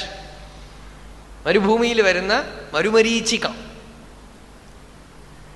അത് വാസ്തവമല്ല, വെള്ളമുള്ള പോലെ തോന്നും, പക്ഷെ ഉള്ള പോലെ തോന്നും. കണ്ടിട്ട് വന്ന് ഇതില്ലാന്ന് അറിഞ്ഞിട്ട് തിരിച്ചു വന്നാലും പിന്നെയും തോന്നും. പക്ഷെ കാണുന്ന ആൾക്ക് നല്ലവണ്ണം അറിയാതെ ഇല്ല എന്നറിയാം. പിന്നീട് കണ്ടാലും ഇന്ദ്രിയങ്ങൾ പറ്റിക്കുകയാണ്, ഇല്ല എന്നറിയാം. അത് അസത്ത്. അപ്പോ അസത്ത് എന്ന് വെച്ചാൽ ആദിയിലില്ല, അവസാനത്തും ഇല്ല, മധ്യത്തിൽ കാണുന്നു. മധ്യത്തിൽ അതിനെ ആസ്വദിച്ചാൽ പോലും അത് ഇല്ലാത്തതാണെന്ന് അറിഞ്ഞാൽ ബാധിക്കപ്പെടില്ല. ചിലരൊക്കെ സിനിമ കാണാൻ പോകും, പ്രത്യേകിച്ച് കുറേ വർഷങ്ങൾ. എൻ്റെ കുട്ടിക്കാലത്ത് വരുന്ന മലയാളം സിനിമകളൊക്കെ കരച്ചിലായിരിക്കും. എനിക്ക് ഓർമ്മയുണ്ടാവും. ആളുകൾ വീട്ടിൽ ടെൻഷനാണ്, തലവേദനയാണെന്ന് പറഞ്ഞ് സിനിമ കാണാൻ പോകും. വരുമ്പോൾ കരഞ്ഞുകൊണ്ടേ വരും. എന്നിട്ട് തമാശ എന്താന്ന് വെച്ചാൽ അടുത്ത ദിവസം പിന്നെയും പോകും. കരയാൻ വേണ്ടി ആളുകൾ പോകുമെന്ന് വെച്ചാൽ അതിലൊരു രസം. അവർക്ക് ആ കരച്ചിലും വാസ്തവമല്ല, അവിടെ കാണിക്കുന്നതും വാസ്തവമല്ല എന്ന് അറിയണത് കൊണ്ട് ആ ദുഃഖം കൊണ്ട് പോലും ബാധിക്കപ്പെടുന്നില്ല. അതുകൊണ്ടാണ് പിന്നെയും പിന്നെയും പോണത്. ചിലർക്ക് ദുഃഖിക്കാൻ ഇഷ്ടമാണേ, അതുകൊണ്ടാണ് നമ്മൾ സംസാരത്തിലും വന്ന് ദുഃഖിക്കണത്. അതുകൊണ്ടാണ് ഈ ആളുകൾ ദുഃഖത്തിനെ കുറിച്ച് കംപ്ലൈന്റ് പറഞ്ഞാൽ എനിക്ക് വിഷമമേ തോന്നില്ല. എന്താ കാര്യം എന്ന് വെച്ചാൽ, സർവേശ്വരൻ ആ വേഷം കെട്ടി ദുഃഖിതനെ പോലെ നടിച്ചിട്ടാണ് നമ്മളുടെ മുമ്പിൽ വന്ന് നമ്മളെ പറ്റിക്കാൻ, എനിക്ക് ജീവിതത്തിൽ വലിയ ദുഃഖം, എനിക്ക് വിഷമം, അതിനെന്താ പരിഹാരം എന്നൊക്കെ ചോദിക്കണത്. അവര് ദുഃഖം എന്നുള്ള നാടകം നടിക്കാനായി കൽപ്പിച്ചു കൂട്ടി വന്നിരിക്കുക. അല്ലെങ്കിൽ ദുഃഖമൊന്നും വരില്ല. ആ ദുഃഖത്തിൻ്റെ ഉള്ളിൽ ആ അന്തരാത്മാ ഏതോ ഒരു സുഖം കണ്ടെത്തുന്നത് കൊണ്ടാണ് ദുഃഖിക്കുന്നത്. അല്ലെങ്കിൽ ദുഃഖിക്കൊന്നുമില്ല. ചിലരൊക്കെ നമ്മൾ ദുഃഖത്തിന് പരിഹാരം പറഞ്ഞു കൊടുത്താൽ അവർ ചെയ്യില്ല. എന്താ അറിയോ, അവർക്ക് ദുഃഖിച്ച് അതിലിരിക്കാനാണ് ഇഷ്ടം. അത് പോട്ടെ, ഇതൊക്കെ പ്രപഞ്ച നാടകത്തിന്റെ രഹസ്യങ്ങളാണ്. അപ്പോ സിനിമയിൽ നമ്മൾ എങ്ങനെ അസദ്ബുദ്ധി വെക്കണമോ അതുപോലെ നമ്മളുടെ ജീവിതവും, നമ്മൾ ഇല്ലാത്തൊരു കാലം ഉണ്ടായിരുന്നു, ഇനി ഇല്ലാതാവാൻ പോണ ഒരു കാലമുണ്ട്. നടുവിൽ കാണുന്നതാണ് ഈ ശരീരവും മനസ്സും ബുദ്ധിയും ഭാര്യയും കുട്ടികളും കുടുംബവും ഒക്കെ അല്ലേ? ഇത് ശാശ്വതമല്ല നല്ലവണ്ണം അറിയാം. ഈ വസ്തുവിനെ അസത്ത് എന്ന് ഗണിച്ചോളുക എന്നാണ്. അപ്പൊ എന്താവും എന്ന് വെച്ചാൽ ഉണ്ണണ്ട ഉറങ്ങണ്ട എന്നല്ല, എല്ലാം ചെയ്തോളൂ. കൃഷ്ണൻ ഇരുന്ന പോലെ. കൃഷ്ണൻ എന്താ ചെയ്യാത്തത് അല്ലേ? യുദ്ധം ചെയ്തു, കളിച്ചു, ആടി പാടി രസിച്ചു. പക്ഷെ നല്ലവണ്ണം അറിയാം ഇതൊന്നും വാസ്തവമല്ല. വാസ്തവമല്ല എന്ന് അറിയണത് കൊണ്ട് എന്താ ഗുണം? അറ്റാച്ച്ഡ് ആവുകയില്ല. അസത്താണെന്ന് അറിഞ്ഞാൽ ബന്ധപ്പെടില്ല. അസത്താണെന്ന് അറിഞ്ഞാൽ അതിൽ ഉള്ളുകൊണ്ടൊട്ടില്ല. പക്ഷെ എങ്ങനെ വേണമെങ്കിലും ഇപ്പൊ സിനിമ കണ്ടിട്ട് കരയണ പോലെ കരഞ്ഞിട്ടൊക്കെ വരും. പക്ഷേ ഉള്ളുകൊണ്ട് അറിയാം അത് വാസ്തവമല്ല, നല്ലവണ്ണം അറിയാം. ആ അറിവ് മതി, ആ അറിവിന്റെ ബലം മതി നമുക്ക് രക്ഷപ്പെടാൻ. അപ്പൊ അസത്തിന് ഒരു ആരംഭമുണ്ട്, അസത്തിനൊരു അവസാനമുണ്ട്. പ്രതീതിയാണ് അസത്ത്. അസത്ത് എന്ന് പറഞ്ഞത് അനുഭവമല്ല, പ്രതീതിയാണ്. ജീവിതം മുഴുവൻ ഈ അസത്തിന്റെ പ്രവാഹമാണ്. ചിലപ്പോൾ നമുക്ക് വല്ലാതെ ടെൻഷൻ വരും. ടെൻഷൻ വരുമ്പോൾ ഒരു കാര്യം ആലോചിച്ചാൽ മതി, ഈ ടെൻഷൻ ഇല്ലാത്തൊരു സമയം ഉണ്ടായിരുന്നു. ഇതിനു മുമ്പ് ഒരിക്കൽ ടെൻഷൻ വന്നിട്ടുണ്ട്, ഇതേപോലെ കുറച്ചു നേരം ഇരുന്നിട്ട് പോയിട്ടുണ്ട്. ഒരു വികാരവും ശാശ്വതമായി നിന്നിട്ടില്ല. അപ്പൊ ഇതും കുറച്ചു നേരം ഉണ്ടാവും, പോകും. അത് അസത്താണ്. ടെൻഷൻ അസത്താണ് എന്നുള്ള പെർസെപ്ഷൻ ഉണ്ടായാൽ, ദർശനം ഉണ്ടായാൽ തന്നെ അതിൻ്റെ ബലം കുറയും. അത് വാസ്തവം എന്ന് കരുതുമ്പോഴാണ് ഭയം ഉണ്ടാവണത്. ഞങ്ങളിപ്പോ പാലക്കാടിലെ ഒരു സപ്താഹം നടക്കുമ്പോൾ നരസിംഹാവതാരത്തിന് നരസിംഹത്തിന്റെ വേഷം കെട്ടിയ ഒരാള്, അയാൾ വേഷം കെട്ടാൻ പോകണമെന്ന് വളരെ കുറച്ച് പേർക്കേ അറിയുള്ളൂ. ബാക്കി ഈ ഭാഗവതം കേൾക്കാനിരിക്കുന്ന ആളുകൾക്കൊന്നും അറിയില്ല. വളരെ കുറച്ച് പേർക്ക് അദ്ദേഹം വേഷം കെട്ടാൻ പോകണമെന്ന് ഗംഭീരമായിട്ട് വേഷം കെട്ടി. എന്നിട്ട് ശരിക്ക് നരസിംഹാവതാരം നടക്കുന്ന സമയത്ത് ഓഡിയൻസിന്റെ നടുവിലേക്ക് ചാടി. ഉള്ളവരൊക്കെ വരണ്ടുപോയി. ശരിക്കും വന്നു എന്ന് വിചാരിച്ചു, പേടിച്ചു പോയി, നിലവിളിച്ചു. ചിലര് ഭക്തി കൊണ്ട് കരഞ്ഞു, നമസ്കരിച്ചു ഒക്കെ ചെയ്തു. ഇതിൻ്റെ ഇടയിൽ അദ്ദേഹത്തിന്റെ കുട്ടി വേഷം കെട്ടണമൊക്കെ കണ്ടിട്ടുണ്ടേ, പോയി അച്ഛൻ്റെ അടുത്ത് പോയിരുന്നു മടിയിൽ. യാതൊരു വിഷമമില്ലാതെ മടിയിൽ പോയി ഇരുന്നു കുട്ടി. എന്താ? ഇത് അസത്താണെന്ന് അറിഞ്ഞതുകൊണ്ട്. അതിന്റെ ഭയങ്കരതയൊക്കെ കാണുന്നുണ്ടെങ്കിൽ പോലും പേടിക്കണില്ല. ഉള്ളിലുള്ള ആളെ കണ്ടപ്പോ വിഷമല്ല. അപ്പൊ അസത്തിനെ സത്തെന്നു കരുതിയാൽ ദുഃഖം. അസത്തിനെ അസത്തെന്ന് അറിയണം. അസത്ത് നാമരൂപം, നെയിം ആൻഡ് ഫോം. പ്രപഞ്ചം എന്ന് വെച്ചാൽ എന്താ? അസ്ഥി ഭാതി പ്രിയം നാമരൂപം ചേതി അംശപഞ്ചകം എന്നാണ്. ഉള്ളത് അത് അറിയപ്പെടുന്നു, അവിടെ സ്നേഹം, അതായത് ആനന്ദം, സുഖമുണ്ട്, പിന്നെയോ നാമവും രൂപവും. ഈ നാമരൂപത്തിനെ വെച്ചുകൊണ്ടാണ് വേർതിരിക്കണത്. ഇത് നല്ലത്, ഇത് ചീത്ത, എനിക്ക് ഇഷ്ടപ്പെട്ടു, ഇഷ്ടപ്പെട്ടില്ല, ഒക്കെ ഈ നാമരൂപത്തിനെ വെച്ചുകൊണ്ടാണ്. നാമരൂപത്തിന് എടുത്തു മാറ്റിയ എല്ലാം ഒന്ന് അല്ലേ? സ്വർണം കടയിൽ നിന്ന് വാങ്ങിച്ചോണ്ട് വരുമ്പോ ഈ പാറ്റേൺ വേണം, ആ പാറ്റേൺ വേണം, കടകടയായിട്ട് കയറി ഇറങ്ങും.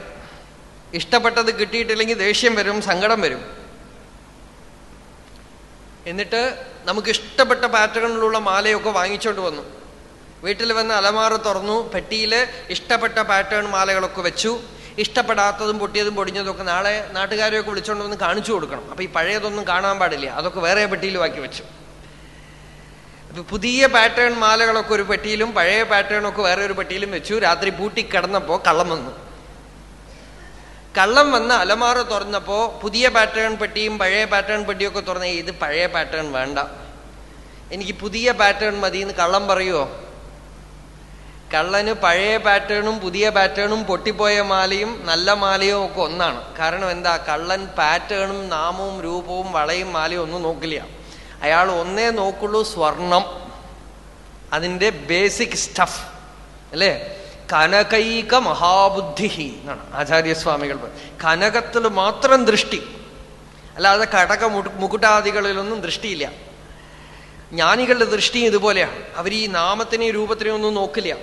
അത് സ്ത്രീ ആയിരിക്കട്ടെ, പുരുഷനായിരിക്കട്ടെ, നല്ല ആളായിരിക്കട്ടെ, ചീത്ത ആളായിരിക്കട്ടെ, അവർക്ക് അതിൻ്റെ ഉള്ളിലുള്ള വസ്തു എന്താണെന്ന് മാത്രം ഒരു എക്സ്റേ വിഷൻ. എല്ലാറ്റിൻ്റെ ഉള്ളിലും ഉള്ളത് ഒരേ ആത്മാ. അത് സദ്ദർശനം, അതാണ് സത്തിനെ ദർശിക്കൽ. ശരീരത്തിനെ നോക്കണത് അസദ്ദർശനം. മാറിക്കൊണ്ടേയിരിക്കും. ശരീരത്തിനെ നോക്കിയിട്ടാണ് ആളുകളെ വേർതിരിക്കണതെങ്കിൽ രാഗദ്വേഷം വരും. മനസ്സിനെ നോക്കിയിട്ടാണ് ആളുകളെ വേർതിരിക്കണതെങ്കിൽ അത്യന്തം വിഷമിക്കും, രാഗദ്വേഷം ഉണ്ടാവും. ആത്മാവിനെ നോക്കിയാണെങ്കിൽ ആരെയും വെറുക്കാനുമില്ല, ആരോടും ആസക്തി വെക്കാനുമില്ല. അപ്പൊ സത്ത് അസത്ത് ഇനി അവിടെ നിൽക്കട്ടെ. എത്രയും നേരം പറഞ്ഞതൊക്കെ വിട്ടുകളയാം, മറന്നുകളയാം. ഇനി നമ്മളിലേക്ക് വരാം. ഈ സത്തിനെയും അസത്തിനെയും എന്നിൽ കാണിച്ചു തരാം. എന്നിൽ എന്ന് വെച്ചാൽ നിങ്ങളിൽ ഓരോരുത്തരിലും. നമ്മൾ ദിവസം പറയുന്ന പ്രോസസ് തന്നെ കാണിച്ചു തരാം. അസത് എന്ന് വെച്ചാൽ എന്താണ്? സത്ത് എന്ന് വെച്ചാൽ എന്താ? നമ്മൾ എന്താ ലക്ഷണം കൊടുത്തത്? മാറിക്കൊണ്ടേയിരിക്കണത് അസത്ത്, മാറാതെ നിൽക്കണത് സത്ത്. അതല്ലേ ഡെഫിനിഷൻ? മാറിക്കൊണ്ടേയിരിക്കണത് എല്ലാം അസത്ത്, മാറാതെ ഇരിക്കണത് സത്ത്. നമുക്ക് 3 ശരീരമുണ്ട്. നമ്മൾ ഒരു ശരീരമല്ലേ കണ്ടിട്ടുള്ളൂ. 3 ശരീരമുണ്ട്. സ്ഥൂല ശരീരം, അതായത് ഈ കാണുന്ന ശരീരം. സൂക്ഷ്മ ശരീരം, നമ്മളുടെ മനസ്സ്. സ്വപ്നത്തിൽ കാണുന്നില്ല, അതാണ് സൂക്ഷ്മ ശരീരം. അനേക വിചാരങ്ങളും ദർശനങ്ങളും രൂപങ്ങളും ഒക്കെ, ആഗ്രഹങ്ങളുടെ ഒഴുക്ക്, അത് സൂക്ഷ്മ ശരീരം. പിന്നെ സുഷുപ്തി അവസ്ഥയിൽ സ്വപ്നം പോലും കാണാതെ ഉറങ്ങുമ്പോ ഒരു ആവരണം തോന്നുന്നു. നമുക്കൊന്നും അറിഞ്ഞില്ല, പക്ഷെ സുഖമായി ഉറങ്ങി എന്ന് പറയണു. അത് കാരണശരീരം. കാരണശരീരം എന്ന് അതിനെ പറയാൻ കാരണം അതിലാണ് നമ്മളുടെ ജീവിതത്തിന്റെ സകല രഹസ്യങ്ങൾ അടങ്ങിക്കിടക്കുന്നത്. അതിലെല്ലാം ചെന്ന് ലയിക്കുന്നു. നമ്മള് ജാഗ്രത അവസ്ഥയിൽ ആരെയോ ചീത്ത വിളിക്കണം, ആരെയോ കണ്ട് എന്തോ ഒരു വികാരം നമുക്കുണ്ടായി, വെറുപ്പുണ്ടായി, അല്ലെങ്കിൽ ആസക്തി ഉണ്ടായി. ഇതൊക്കെ ആ സമയത്ത് നമ്മൾ വിചാരിക്കണം ഇതൊക്കെ വളരെ കാഷ്വൽ അല്ലേ, ഇതൊക്കെ എവിടെ നമ്മളെ ബാധിക്കാൻ പോകണം, ഒന്നും ബാധിക്കണതായിട്ടേ കാണില്ല നമ്മൾ. ഇതൊക്കെ നേരെ ഈ കാരണശരീരത്തിൽ പോകും. എന്നിട്ട് യോഗികൾ പറയണത്, പലചരക്ക് കച്ചവടക്കാരൻ രാത്രിയായ കട പലകയിട്ട് പൂട്ടും അല്ലേ. പഴയ കാലത്ത് ഈ പലകകളൊക്കെ അടുക്കി വെച്ച് പൂട്ടും, ഷട്ടറൊന്നുമില്ലല്ലോ. പൂട്ടിയ ശേഷം കടയുടെ ഉള്ളിലിരുന്നിട്ട് അന്ന് കിട്ടിയ പൈസയൊക്കെ എടുക്കും.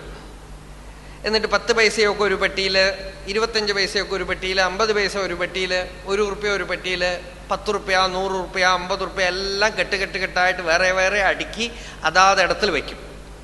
എന്നിട്ട് അടുത്ത ദിവസം ഷട്ടർ തുറന്നാൽ 10 പൈസ എന്ന് പറഞ്ഞാൽ ഇങ്ങനെ കൈയിട്ട് ഒരിടത്തു നിന്ന് എടുക്കും. 50 പൈസ എന്ന് വെച്ചാൽ എല്ലാത്തിനും സമയമുണ്ട്, എല്ലാത്തിനും സ്ഥലമുണ്ട് അല്ലേ. ഇതുപോലെ ഓരോ ദിവസവും ചെയ്യുന്ന ഈ ഇമോഷൻസ് ഓരോന്നായി ഉള്ളിൽ പോയി വീഴും.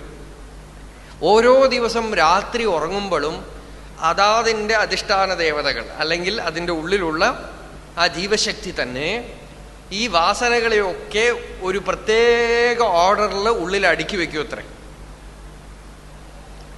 കാരണശരീരത്തിൽ. എന്നിട്ട് അടുത്ത ജന്മത്തിൽ ഏതേത് സമയത്തിൽ വേണോ അതാത് സമയത്തിൽ അത് ഫ്രൂവിഷൻ, അതിങ്ങനെ പൊന്തി പൊന്തി പൊന്തി പൊന്തി ആദ്യം സൂക്ഷ്മ ശരീരത്തിൽ അപ്പിയർ ആവും ആഗ്രഹങ്ങളുടെ രൂപത്തിൽ. പിന്നെ സ്ഥൂല ശരീരത്തിൽ ഇറ്റ് വിൽ ബി എക്സിക്യൂട്ടഡ്. സ്ഥൂലമായി പ്രപഞ്ചത്തിൽ അത് പ്രാവർത്തികമായി കൊണ്ടുവരും. ഇതൊക്കെ കാരണശരീരത്തിൽ കിടക്കുന്ന കാര്യങ്ങളാണ്. കാരണശരീരത്തിൽ കിടങ്ങുന്നത് സൂക്ഷ്മ ശരീരത്തിലും സ്ഥൂലമായ തലത്തിലും പ്രത്യക്ഷപ്പെടും. അപ്പൊ ഈ കാരണശരീരം ഒരു ബാഗാണ്, ഉറക്കം എന്ന് പറയണത്. അപ്പൊ ഇരിക്കട്ടെ, സ്ഥൂല ശരീരം, സൂക്ഷ്മ ശരീരം, കാരണശരീരം, ഈ മൂന്നും അസത്താണ്.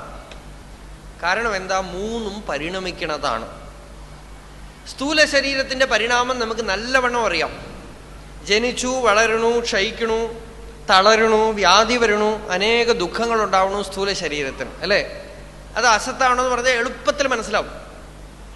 സ്ഥൂല ശരീരം ഞാനല്ല, അതും നല്ല വ്യക്തം നമുക്കിപ്പോ. സ്ഥൂല ശരീരം ഞാനല്ല. അതേപോലെ സൂക്ഷ്മ ശരീരവും ഞാനല്ല. കാരണം എന്താ? സൂക്ഷ്മ ശരീരത്തിൽ വരുന്ന ഓരോ വികാരത്തിനെയും ഞാൻ കാണുന്നുണ്ടല്ലോ. ദേഷ്യം വരണു, എനിക്ക് ദേഷ്യം വരണ്ട കേട്ടോ എന്ന് പറയുമ്പോ തന്നെ ഞാൻ വേറെ, ദേഷ്യം വേറെ. ദേഷ്യത്തിനെ ഞാൻ കാണുന്നു, ദേഷ്യം പൊന്തി വരുന്നത് കാണുന്നു. ഒരു മൊമെന്റ് കഴിഞ്ഞാൽ അതിലങ്ങനെ താതാത്മ്യം, എന്നിട്ട് ദേഷ്യമായിട്ട് മാറും ഞാൻ. അപ്പോഴാണ് ദേഷ്യപ്പെടുന്നത്. ഇതുപോലെ ഓരോ വികാരത്തിനെയും നമ്മൾ കാണുന്നുണ്ട്. കാണുന്നത് കൊണ്ട് തന്നെ അത് വേറെ, ഞാൻ വേറെ. സൂക്ഷ്മ ശരീരം ഞാനല്ല. സൂക്ഷ്മ ശരീരവും ചെറിയ കുട്ടിയായിരിക്കുമ്പോൾ അത്ര കണ്ട് കാണാനില്ല പ്രബലമായിട്ട്. കുറച്ച് കഴിയുമ്പോൾ വളർന്നു വളർന്നു വളർന്നു വളർന്നു വരും. സൂക്ഷ്മ ശരീരം പെരുത്ത് പെരുത്ത് പെരുത്ത് പെരുത്ത് വരും. വാർദ്ധക്യദശയിലാവുമ്പോൾ ഇങ്ങനെ മാനസികമായ ആ ലോകത്തിൽ വ്യവഹരിച്ചുകൊണ്ടേയിരിക്കും അല്ലേ. സൂക്ഷ്മ ശരീരത്തിന് പരിണാമമുണ്ട്. അതിൽ ഉത്സാഹം വരുന്നു, തളർച്ച വരുന്നു, ആഗ്രഹം വരുന്നു. അപ്പൊ സൂക്ഷ്മ ശരീരം സദാ പരിണമിച്ചുകൊണ്ടേയിരിക്കണം. അതും ഞാനല്ല, അതും അസത്ത്. സ്ഥൂല ശരീരം അസത്ത്, സൂക്ഷ്മ ശരീരം അസത്ത്. നല്ലവണ്ണം നോക്കിക്കൊള്ളണം. ഈ വേദാന്ത വിചാരം തന്നെയാണ് ധ്യാനം, ഇത് തന്നെയാണ് ഭക്തി. ഒരു സാധനയിലും, ഭക്തി സാധനയാവട്ടെ ജ്ഞാന സാധനയാവട്ടെ, ഇതൊന്നും തള്ളിക്കളയാൻ പറ്റില്ല. എന്നെങ്കിലും ഒരു കാലത്ത് ഇതൊക്കെ മനസ്സിലാക്കേണ്ടി വരും. ഭക്തിയിലും ജ്ഞാനത്തിലും മനസ്സിലാക്കേണ്ടി വരും ഇതൊക്കെ. ഈ കാര്യങ്ങൾ ഭഗവാൻ നമ്മളെ തെളിയിപ്പിക്കും ഇതൊക്കെ. ഇപ്പൊ സ്ഥൂല ശരീരം അസത്ത്, ജഡം, ഞാനല്ല. അത് ജാഗ്രതത്തിൽ മാത്രമേ ഉള്ളൂ, സ്വപ്നത്തിലില്ല. സൂക്ഷ്മ ശരീരവും ഞാനല്ല, അത് സുഷുപ്തിയിൽ മറഞ്ഞു പോകണം. ഇനി സുഷുപ്തി ഉണ്ടല്ലോ, അതിനും ഏറ്റക്കുറച്ചലുകളുണ്ട്, പരിണാമമുണ്ട്. എന്താ അങ്ങനെ പറയണത് എന്ന് വെച്ചാൽ, ചെറിയ കുട്ടികൾ ഒരു 20 മണിക്കൂർ ഉറങ്ങും. സയന്റിഫിക്കായിട്ട് നമ്മൾ എക്സ്പ്ലനേഷൻ കൊടുക്കും, അവരുടെ ശരീരം വളരണം അതിനാണ്. ആ എക്സ്പ്ലനേഷൻ തന്നെ വേദാന്തപരമായിട്ട് പറഞ്ഞാൽ ഉള്ളിലുള്ള വാസനകൾ പതുക്കെ പുറത്തേക്ക് വരണം, അതാണ് വളർച്ച. എന്തുകൊണ്ട് അത്രയും ഉറങ്ങേണ്ടി വരുന്നു എന്ന് വെച്ചാൽ, ബാഗ് ഫുള്ളായിട്ടാണ് വരുന്നത്. കഴിഞ്ഞ ജന്മത്തിലുള്ള സൂക്ഷ്മ ശരീരം മുഴുവൻ കാരണശരീരമായി കൺവേർട്ടായിട്ടാണ് ഇപ്പൊ വന്നിരിക്കുന്നത്. ബാഗ് ഫുള്ളാണ്. അത് പതുക്കെ പതുക്കെ പതുക്കെ പതുക്കെ കുറഞ്ഞു വരും. വളരും തോറും ഉറക്കം കുറഞ്ഞു കുറഞ്ഞു കുറഞ്ഞു കുറഞ്ഞു കുറഞ്ഞു വരും. ഇത് ബയോളജിക്കലായി എക്സ്പ്ലെയിൻ ചെയ്താലും ഇല്ല, താത്വികമായിട്ട് വേദാന്തപരമായി എക്സ്പ്ലെയിൻ ചെയ്താലും ഒക്കെ സത്യത്തിന്റെ 2 ഡയമെൻഷനാണ്. ഒന്നും കുറ്റം പറയാനൊന്നുമില്ല. നമ്മളൊന്നും ആലോചിച്ച് നോക്കിയാൽ മാറ്ററിനും സ്പിരിറ്റിനും വലിയ ഡിസ്റ്റൻസ് ഒന്നുമില്ല. അപ്പോ വയസ്സാകും തോറും ഉറക്കം കുറഞ്ഞു കുറഞ്ഞു വരും. ഒരു മധ്യവയസ്സാവുമ്പോൾ 6 മണിക്കൂർ 7 മണിക്കൂർ 8 മണിക്കൂർ ഇങ്ങനെയൊക്കെ നിൽക്കും. അപ്പോ ഈ കാരണശരീരത്തിന്റെ ബലം വളരെ കുറഞ്ഞു കുറഞ്ഞു വരുന്നു. വാർദ്ധക്യ ദശയിൽ ഉറക്കം വളരെ കുറവ്. ആളുകൾ വിഷമിക്കും, ഉറക്കം വരണില്ല എന്ന് പറഞ്ഞു. ഉറക്കം വരാത്തത് കൊണ്ടല്ല വയസ്സുകാലത്ത് ക്ഷീണിക്കുന്നത്, ഉറക്കം വരണില്ല എന്നുള്ള ടെൻഷൻ കൊണ്ടാണ്. വയസ്സുകാലത്ത് അത്രയധികം ഉറക്കം വേണ്ട. പ്രകൃതിയെ അങ്ങനെയാണ് നിയമിച്ചിരിക്കുന്നത്. ആ കാരണ ശരീരം ഏകദേശം കാലിയായി കഴിഞ്ഞു, അതുകൊണ്ടാണ് ഉറക്കം വരാത്തത്. പക്ഷെ വയസ്സുകാലത്ത് മനസ്സ് വളരെ പ്രബലമായിരിക്കും, സൂക്ഷ്മ ശരീരം. അത് ഈ ജന്മത്തിലെ അനുഭവങ്ങളെ മുഴുവൻ പേറി, അതാണ് വൃദ്ധസ്ഥാവ ചിന്താസക്ത എന്ന് പറയുന്നത്. ഈ സൂക്ഷ്മ ശരീരം ഉണ്ടല്ലോ, അടുത്ത ജന്മത്തിലെ കാരണ ശരീരമാണ്. അത് മുഴുവൻ അടുത്ത ജന്മത്തിലെ ഉറക്കമായിട്ട് ഇത് വിൽ ബി കൺവേർട്ടഡ്. അതിപ്പോ അവിടെ ഇരിക്കട്ടെ. അപ്പോ കാരണശരീരം വയസ്സുകാലത്ത് വളരെ ക്ഷയിച്ചത് കൊണ്ട് ഉറക്കം വളരെ കുറവായിരിക്കും. ഉറക്കം വന്നില്ല എന്ന് വിഷമിക്കേ വേണ്ട. ഉറക്കം വന്നിട്ടില്ലെങ്കിൽ അത് നേച്ചറാണെന്ന് അറിഞ്ഞിട്ട്, ഉറക്കം വന്നില്ലെങ്കിൽ എഴുന്നേറ്റ് സുഖമായിട്ടിരുന്ന് ധ്യാനിക്കുക, നാമം ജപിക്കുക, നല്ല ഗ്രന്ഥങ്ങൾ എടുത്ത് വായിക്കുക, സുഖമായിട്ടിരിക്കുക. തളർച്ചയേ ഉണ്ടാവില്ല, ക്ഷീണമേ ഉണ്ടാവില്ല. പക്ഷെ ഉറക്കം വന്നില്ലല്ലോ എന്ന് വിഷമിച്ച ക്ഷീണിക്കും. ക്ഷീണിക്കുന്നത് കോൺഫ്ലിക്റ്റ് കൊണ്ടാണ്, അല്ലാതെ ഉറക്കം വരായ്മ കൊണ്ടല്ല. ഉറക്കം വന്നാൽ ഉറങ്ങാം, ഉറക്കം വന്നിട്ടില്ലെങ്കിൽ വിഷമിക്കരുത്. അത് കാരണശരീരത്തിന്റെ ഓപ്പറേഷനാണ് അവിടെ. ഈ 3 ശരീരവും വളരുകയും തളരുകയും ചെയ്യണു. നമ്മൾ കണ്ടു അല്ലേ? സൂക്ഷ്മ ശരീരം ഇവിടുന്ന് അങ്ങടേക്കാണ്. ചെറുപ്പത്തിൽ കുറവ്, വലുതാവും തോറും വളർന്ന് വളർന്ന് വളർന്ന് വളർന്നു വരും.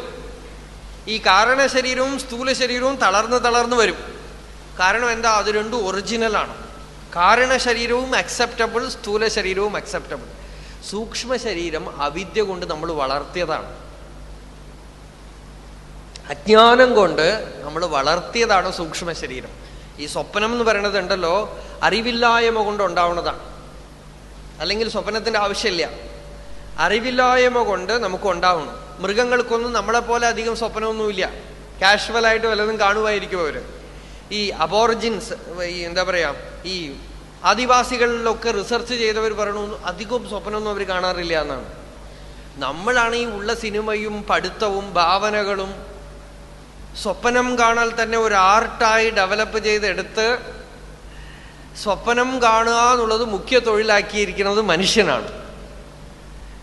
അപ്പോ സൂക്ഷ്മ ശരീരത്തിന് ബലം കൂടി. ഈ സൂക്ഷ്മ ശരീരമാണ് സകല ദുഃഖത്തിനും മൂല കാരണം.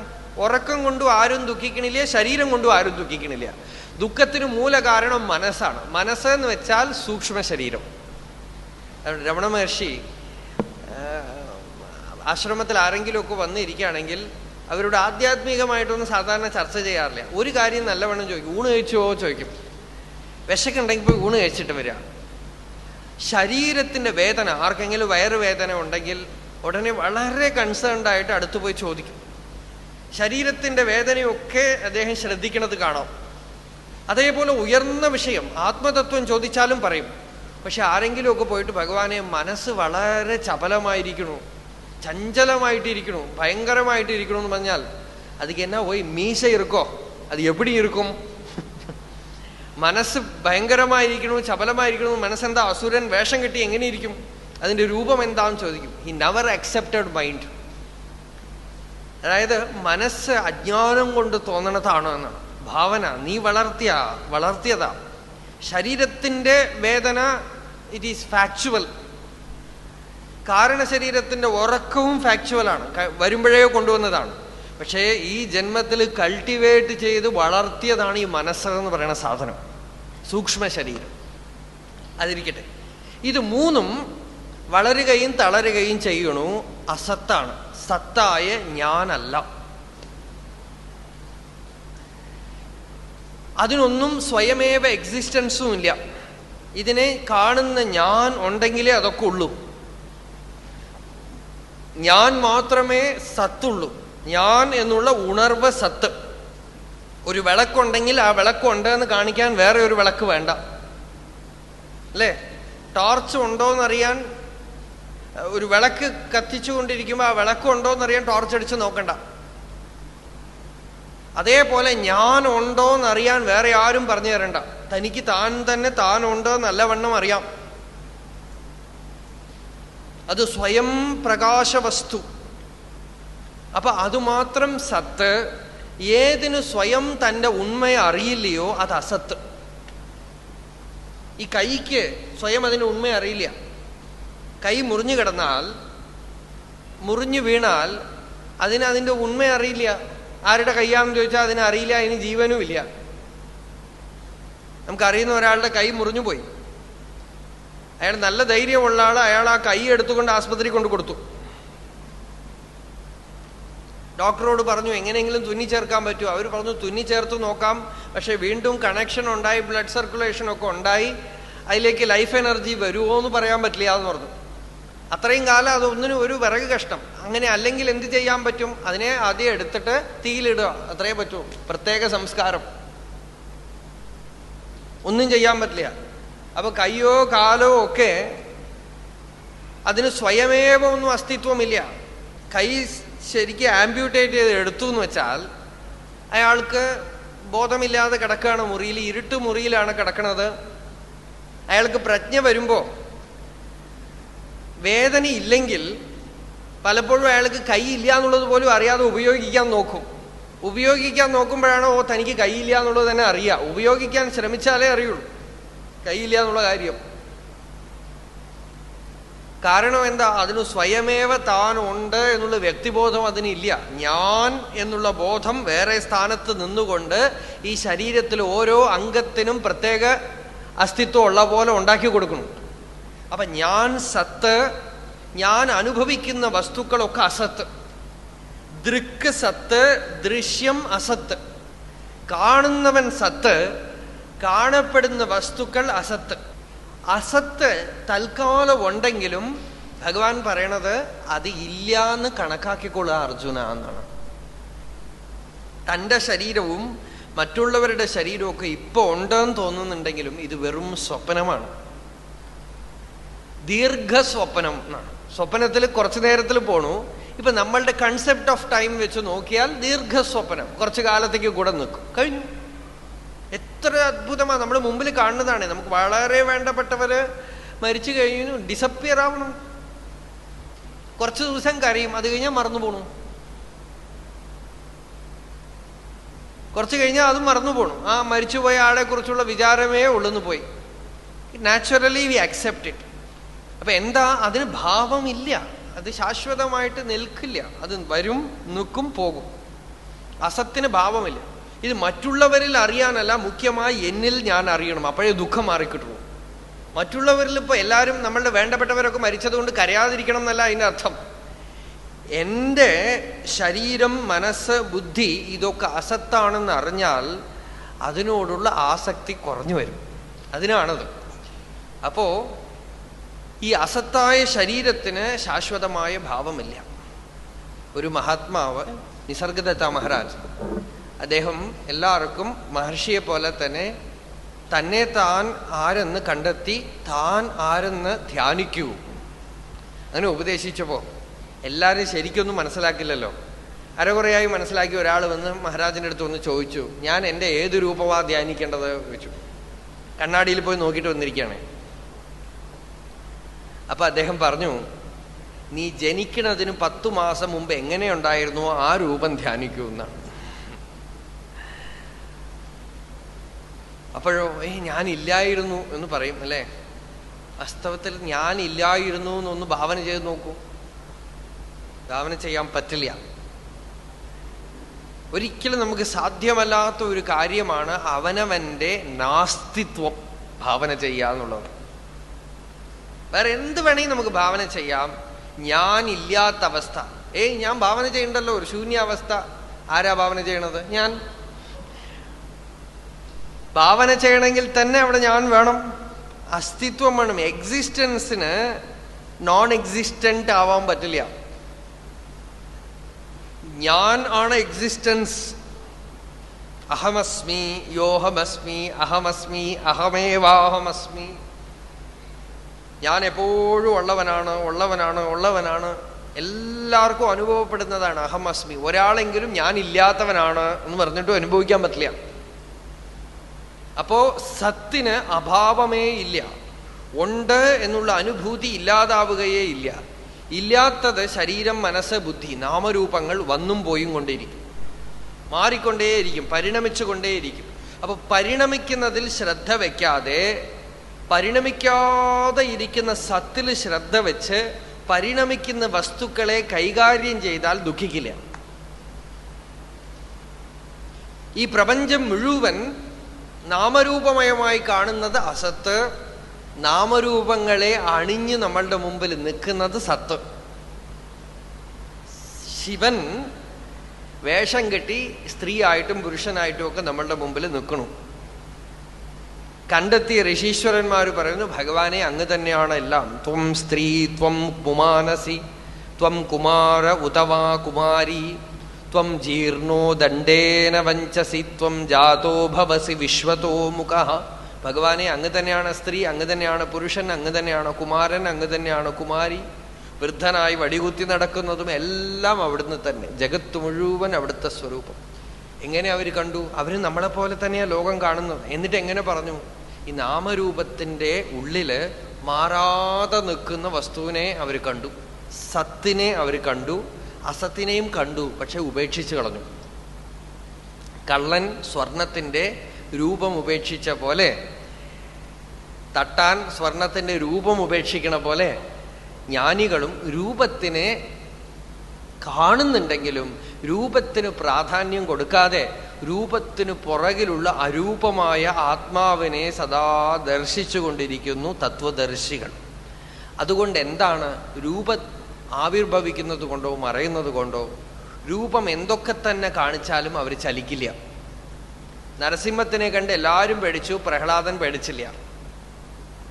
എന്താ? രൂപത്തിനെ അല്ല കണ്ടത്, അതിൻ്റെ ഉള്ളിലുള്ള പൊരുളിനെ, ഭഗവാനെ കാണുമ്പോൾ ഭയം ബാധിക്കില്ല. ദ്വൈതം അംഗീകരിക്കുമ്പോൾ ഭയമുണ്ടാവും, രാഗമുണ്ടാവും, ദ്വേഷമുണ്ടാവും, എല്ലാം ഉണ്ടാവും. ദ്വൈതം അംഗീകരിച്ചില്ലെങ്കിലോ ഭയമോ രാഗമോ ദ്വേഷമോ ഒന്നുമില്ല. ഒന്നും തള്ളിക്കളയേണ്ട വസ്തുവല്ല. തിരുവണ്ണാമലയിൽ ശേഷാദ്രി സ്വാമികൾ എന്ന് പറഞ്ഞൊരു സിദ്ധനുണ്ടായിരുന്നു. അദ്ദേഹം ഇങ്ങനെ ഭ്രാന്ത് പോലെ നടക്കും. അദ്ദേഹത്തിനടുത്ത് ദിവസം ഒരാള് പോയിട്ട്, സ്വാമി എനിക്ക് ബ്രഹ്മോപദേശം ചെയ്യണം എന്ന് പറയും. അപ്പൊ സ്വാമികൾ പോടാ പോടാ. ഒരു ദിവസം പറഞ്ഞു, പോയി ചുണ്ടക്കാ തിന്നിട്ടു വാ, അപ്പുറം ബ്രഹ്മോപദേശം വേണ്ട. എന്താ ചുണ്ടക്കാ തിന്നാന്ന് വെച്ചാൽ അദ്ദേഹം ഉദ്ദേശിച്ചത് ഇവന്റെ മനസ്സിൽ കുറെ കളങ്കമുണ്ട്, ആ കളങ്കം നീങ്ങാനാണ് അത്ര. അതൊരു ചൊല്ലാണ് ചുണ്ടക്ക കഴിക്കുക എന്നുള്ളത്. ചുണ്ടക്ക തിന്നിട്ട് വാ. ഒരിക്കൽ ഇയാളെ വഴിയിൽ കണ്ടപ്പോ സ്വാമികൾ ഒരു എരുമയുടെ അടുത്ത് നിൽക്കണു. ഇയാൾ വരണു. ഇയാളോട് ചോദിച്ചു, ഇതെന്താണത്? എരുമയെ കാണിച്ചിട്ട് ചോദിച്ചു, ഇതെന്താണ്? നമ്മൾ എന്താ കാണുക അല്ലേ? നമുക്ക് കണ്ട ഉടനെ ഇങ്ങനെ ആക്കും. എരുമ എന്ന് പറഞ്ഞാൽ ഉടനെ നമുക്ക് കണ്ണിൽ എന്തോ ഒന്ന് വരും. എന്താ അത് എന്ന് ചോദിച്ചു. എരുമ സ്വാമി. വീണ്ടും ചോദിച്ചു, അതെന്താ അത്? എരുമ. 3 പ്രാവശ്യം എരുമ എന്ന് പറഞ്ഞപ്പോ അദ്ദേഹം ഇയാളെ നോക്കിയിട്ട്, എരുമ, അത് എരുമയല്ലേടാ, ബ്രഹ്മം. തൻ്റെ ഉള്ളിൽ എരുമയുള്ളത് കൊണ്ടാണ് അത് എരുമാന്ന് തോന്നണത്. ആ എരുമയ്ക്ക് അത് എരുമയാണെന്ന് അറിയില്ല. അറിയോ? നമ്മളല്ലേ അതിന് എരുമാന്ന് പേര് വെച്ചത്. എരുമയ്ക്ക് താൻ എരുമയാണെന്ന് അറിയോ?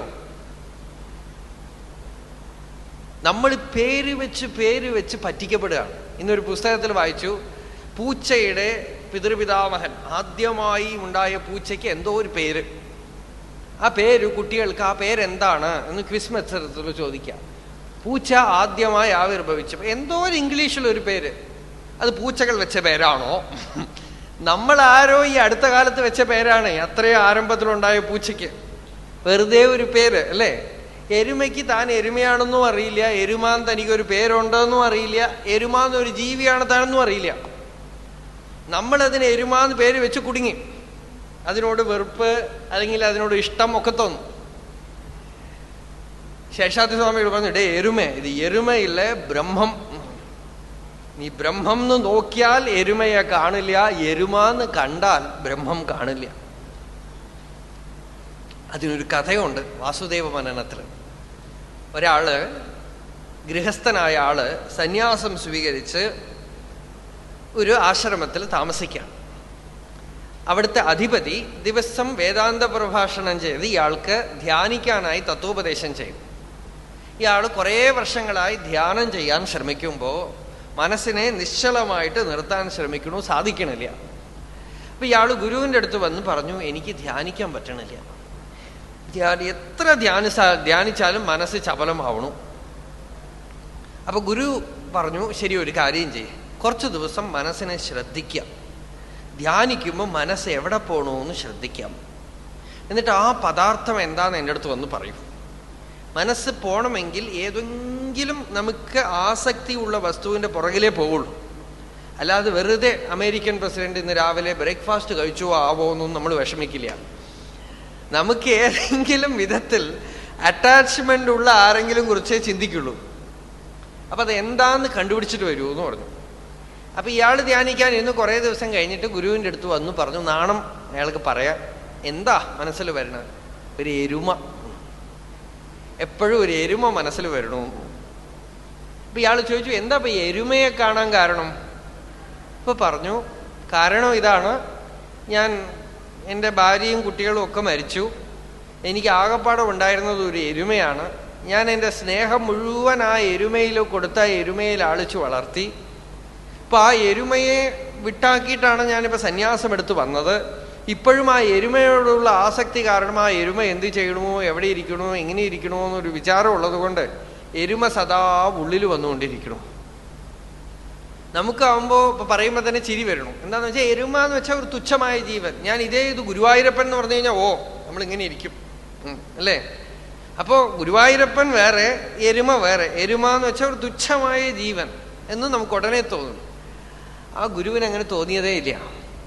അദ്ദേഹം പറഞ്ഞു, ശരി, എരുമയെ മനസ്സിൽ വരണമില്ലേ, മനസ്സിൽ ഏതിലെങ്കിലും ആസക്തി വന്നാൽ ആ ആസക്തിയെ ഉപേക്ഷിക്കുന്നത് വളരെ വിഷമമാണ്. അതെല്ലാവർക്കും അറിയണ കാര്യമാണ്. ഉപേക്ഷിക്കാൻ പറയണത് എളുപ്പം, പക്ഷെ ഉപേക്ഷിക്കാൻ പറ്റില്ല. അത് അദ്ദേഹത്തിനും അറിയണത് കൊണ്ട് ആ ഗുരു എന്ത് പറഞ്ഞു, ശരി, ഒരു കാര്യം ചെയ്യും, കുറച്ച് ദിവസം നല്ലവണ്ണം ആ എരുമയെ ധ്യാനിക്കാമെന്ന്. ഇയാൾ കുറച്ച് ദിവസം കഴിഞ്ഞപ്പോൾ എരുമ ഇദ്ദേഹത്തിന് പ്രത്യക്ഷം, കണ്ണടച്ചാൽ എരുമ വരും. ഇപ്പോ ആ ഗുരു പറഞ്ഞു കൊടുത്തു, ഇനി ഒരു കാര്യം ചെയ്യും, ആ എരുമ എന്നുള്ള പേരിനെ അങ്ങോട്ട് മറക്കണം. എരുമ എന്ന് ചിന്തിക്കുമ്പോൾ തന്നെ അസോസിയേഷൻ ആയിട്ട് അതിൻ്റെ കൂടെ ചില ഭാവമൊക്കെ വരണമല്ലോ, ആ ഭാവമൊക്കെ മാറ്റണം. മാറ്റാൻ പറ്റുമോ? തീർച്ചയായും മാറ്റാൻ പറ്റും. എന്താ കാരണം എന്ന് വെച്ചാൽ, അമ്പലത്തിൽ വരാഹമൂർത്തിയെ കൊത്തിവെച്ചിരിക്കുന്നു. പരമഭക്തിയോട് പോയി നമസ്കരിക്കണില്ലേ? എങ്ങനെ നമസ്കരിച്ചു? റോട്ടിൽ പന്നിയെ കണ്ടാൽ നമസ്കരിക്കുമോ? അയ്യേ ഇത് പന്നി. ഇവിടെ വരുമ്പോൾ അതേ പന്നി തന്നെയാണോ കൊത്തിവെച്ചിരിക്കുന്നത്? സാക്ഷാത് ഭഗവാൻ എന്ന് പറഞ്ഞിട്ട് ഭക്തിയോടെ നമസ്കരിക്കണം. എന്തു പറ്റി? ആരോപിച്ചു, അത്രയേ ഉള്ളൂ. ഗണിച്ച് അംഗീകരിച്ച ഉടനെ ഭഗവാനാണെന്ന് തോന്നി. ഇതേ അംഗീകാരം അവിടെയും വന്നിരുന്നുവെങ്കിൽ അവിടെയും തോന്നും, പക്ഷെ നമുക്ക് തോന്നണില്ല, രണ്ടിനെയും നമ്മൾ പിരിച്ചു വെച്ചത് കൊണ്ട്. ഇദ്ദേഹം എന്ത് ചെയ്തു? ആ എരുമ എന്നുള്ള ആ ഭാവം വരുന്ന സ്ഥാനത്ത് എരുമയെ സാക്ഷാത് ഭഗവത് സ്വരൂപമായിട്ട് ധ്യാനിക്കാനായിട്ട് പറഞ്ഞു കൊടുത്തു. രഹസ്യം ഉപാസിക്കാൻ പറഞ്ഞു കൊടുത്തു. കുറെ കഴിഞ്ഞപ്പോൾ എന്തായി? എരുമയുടെ നാമം രൂപവും ഒക്കെ മറഞ്ഞു. ആ സ്ഥാനത്ത് ശുദ്ധമായ ബോധം പ്രകാശിച്ചു. എരുമ എന്നുള്ള പേര് അസത്ത്, എരുമ എന്നുള്ള രൂപം അസത്ത്, പക്ഷെ എരുമയിലുള്ള ചൈതന്യം ഉണ്ടല്ലോ അത് സത്ത്. ആ ചൈതന്യത്തിനെ ഗ്രഹിച്ച് നാമരൂപത്തിനെ തള്ളിക്കളഞ്ഞ് ധ്യാനിക്കാൻ പറഞ്ഞപ്പോ ഇയാൾക്ക് എരുമയിലൂടെ തന്നെ ബ്രഹ്മസാക്ഷാത്കാരം ഉണ്ടായി എന്ന് വാസുദേവ മനനത്തിൽ ഒരു കഥയുണ്ട്. എരുമയിലൂടെ തന്നെ ഒരാൾക്ക് എരുമയെ ഉപയോഗിക്കാൻ പറ്റുമെങ്കിൽ നമുക്ക് ഭർത്താവിനെയോ ഭാര്യയോ കുട്ടികളെയോ ഒക്കെ അങ്ങനെ എന്തുകൊണ്ട് ഉപയോഗിച്ചുകൂടാ? അപ്പൊ ഒന്നും ഉപേക്ഷിക്കേണ്ട ആവശ്യമില്ല. കുടുംബം ഒന്നും വിട്ടുപോണ്ട. മനസ്സിൽ അവരോട് ആസക്തി തോന്നണമെന്ന് വെച്ചാൽ വളരെ നല്ലത്. ആ ഭാവത്തിലാണ് നോക്കണതെങ്കിൽ അറ്റാച്ച്മെന്റ് തോന്നണമെന്ന് വെച്ചാൽ വളരെ നല്ലത്. അറ്റാച്ച്മെന്റിനെ ഒന്നും വെറുക്കണ്ട. അവരുടെ ഒക്കെ രൂപം ഉള്ളിൽ വരുമ്പോൾ ഈ രൂപത്തിൽ ഭഗവാൻ വരണു. അപ്പൊ എന്താവും? അവർക്കും കൂടെ ഒരു സുഖം തോന്നും. അവരെ നമ്മൾ ഭഗവാൻ എന്ന് കാണുമ്പോഴേ പതുക്കെ പതുക്കെ അവരുടെ ഉള്ളിലും ദിവ്യത്വം വന്നു തുടങ്ങും. ഇത് അറിഞ്ഞിട്ടാണ് നമ്മളുടെ ഋഷീശ്വരന്മാരൊക്കെ മാതൃദേവോ ഭവ, പിതൃദേവോ ഭവ, ആചാര്യദേവോ ഭവ, പതിയെ ദൈവമായിട്ട് കാണണം, പത്നിയെ ദിവ്യമായിട്ട് കാണണം എന്നൊക്കെ പറയാൻ കാരണം ഈ ഭാവം ആരോപിച്ച് അവരോടുള്ള നമ്മളുടെ അജ്ഞാനം കൊണ്ട് ആരോപിക്കപ്പെട്ടിരിക്കുന്ന രാഗദ്വേഷങ്ങൾ മാറ്റാൻ. അപ്പൊ കുടുംബജീവിതം തന്നെ നമ്മൾ എവിടെ ഇരിക്കുന്നുവോ ആ ജീവിതം തന്നെ നമ്മളുടെ തപസ്സിന്റെ സ്ഥാനമാവും. ആരോട് അറ്റാച്ച്ഡ് ആയിട്ടിരിക്കുന്നുവോ ആ അറ്റാച്ച്മെന്റ് തന്നെ it will be stepping stone to divine experience. ഓർമ്മ വയ്ക്കണം, അത്രയേ ഉള്ളൂ. വലിയ വിഷമൊന്നുമില്ല, ഓർമ്മ വയ്ക്കണം. മായ എവിടെ കളിക്കോ അറിയോ? യാ ദേവി സർവഭൂതേഷു സ്മൃതി രൂപേണ സംസ്ഥിത. നമസ്തസ്യൈ നമസ്തസ്യൈ നമസ്തസ്യൈ നമോ നമഃ. ഇവിടുന്ന് ഇറങ്ങിയ മറന്നുപോകും. ഇപ്പൊ കേൾക്കുമ്പോ തോന്നും വളരെ എളുപ്പമാണെന്ന് തോന്നും. കുടുംബത്തില് പതുക്കെ ഇത് പ്രായോഗിക തലത്തിൽ പ്രാക്ടിക്കലായിട്ട് കൊണ്ടുവരാൻ തോന്നും. പക്ഷെ മറന്നുപോകും.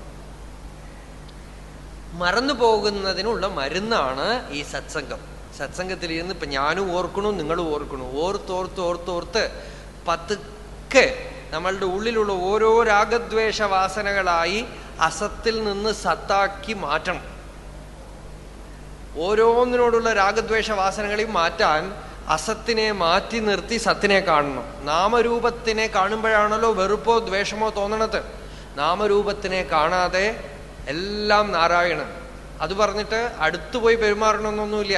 രാമകൃഷ്ണ പരമഹംസർ പറയും, ചിലർ മഹാക്രൂരന്മാരായിട്ട് ഇരിക്കുമെങ്കിൽ അവരുടെ അടുത്ത് ഇതും നാരായണനാണെന്ന് പറഞ്ഞ് പോയി കെട്ടിപ്പിടിക്കാൻ പോണ്ട, ദൂരത്ത് നിന്ന് നമസ്കരിച്ചാൽ മതി. അവരെ നന്നാക്കാനല്ല, അവരുടെ മേലെ വെറുപ്പുണ്ടായാൽ നമ്മളുടെ ഉള്ളിൽ ഡിസ്റ്റർബൻസ് ഉണ്ടാവും.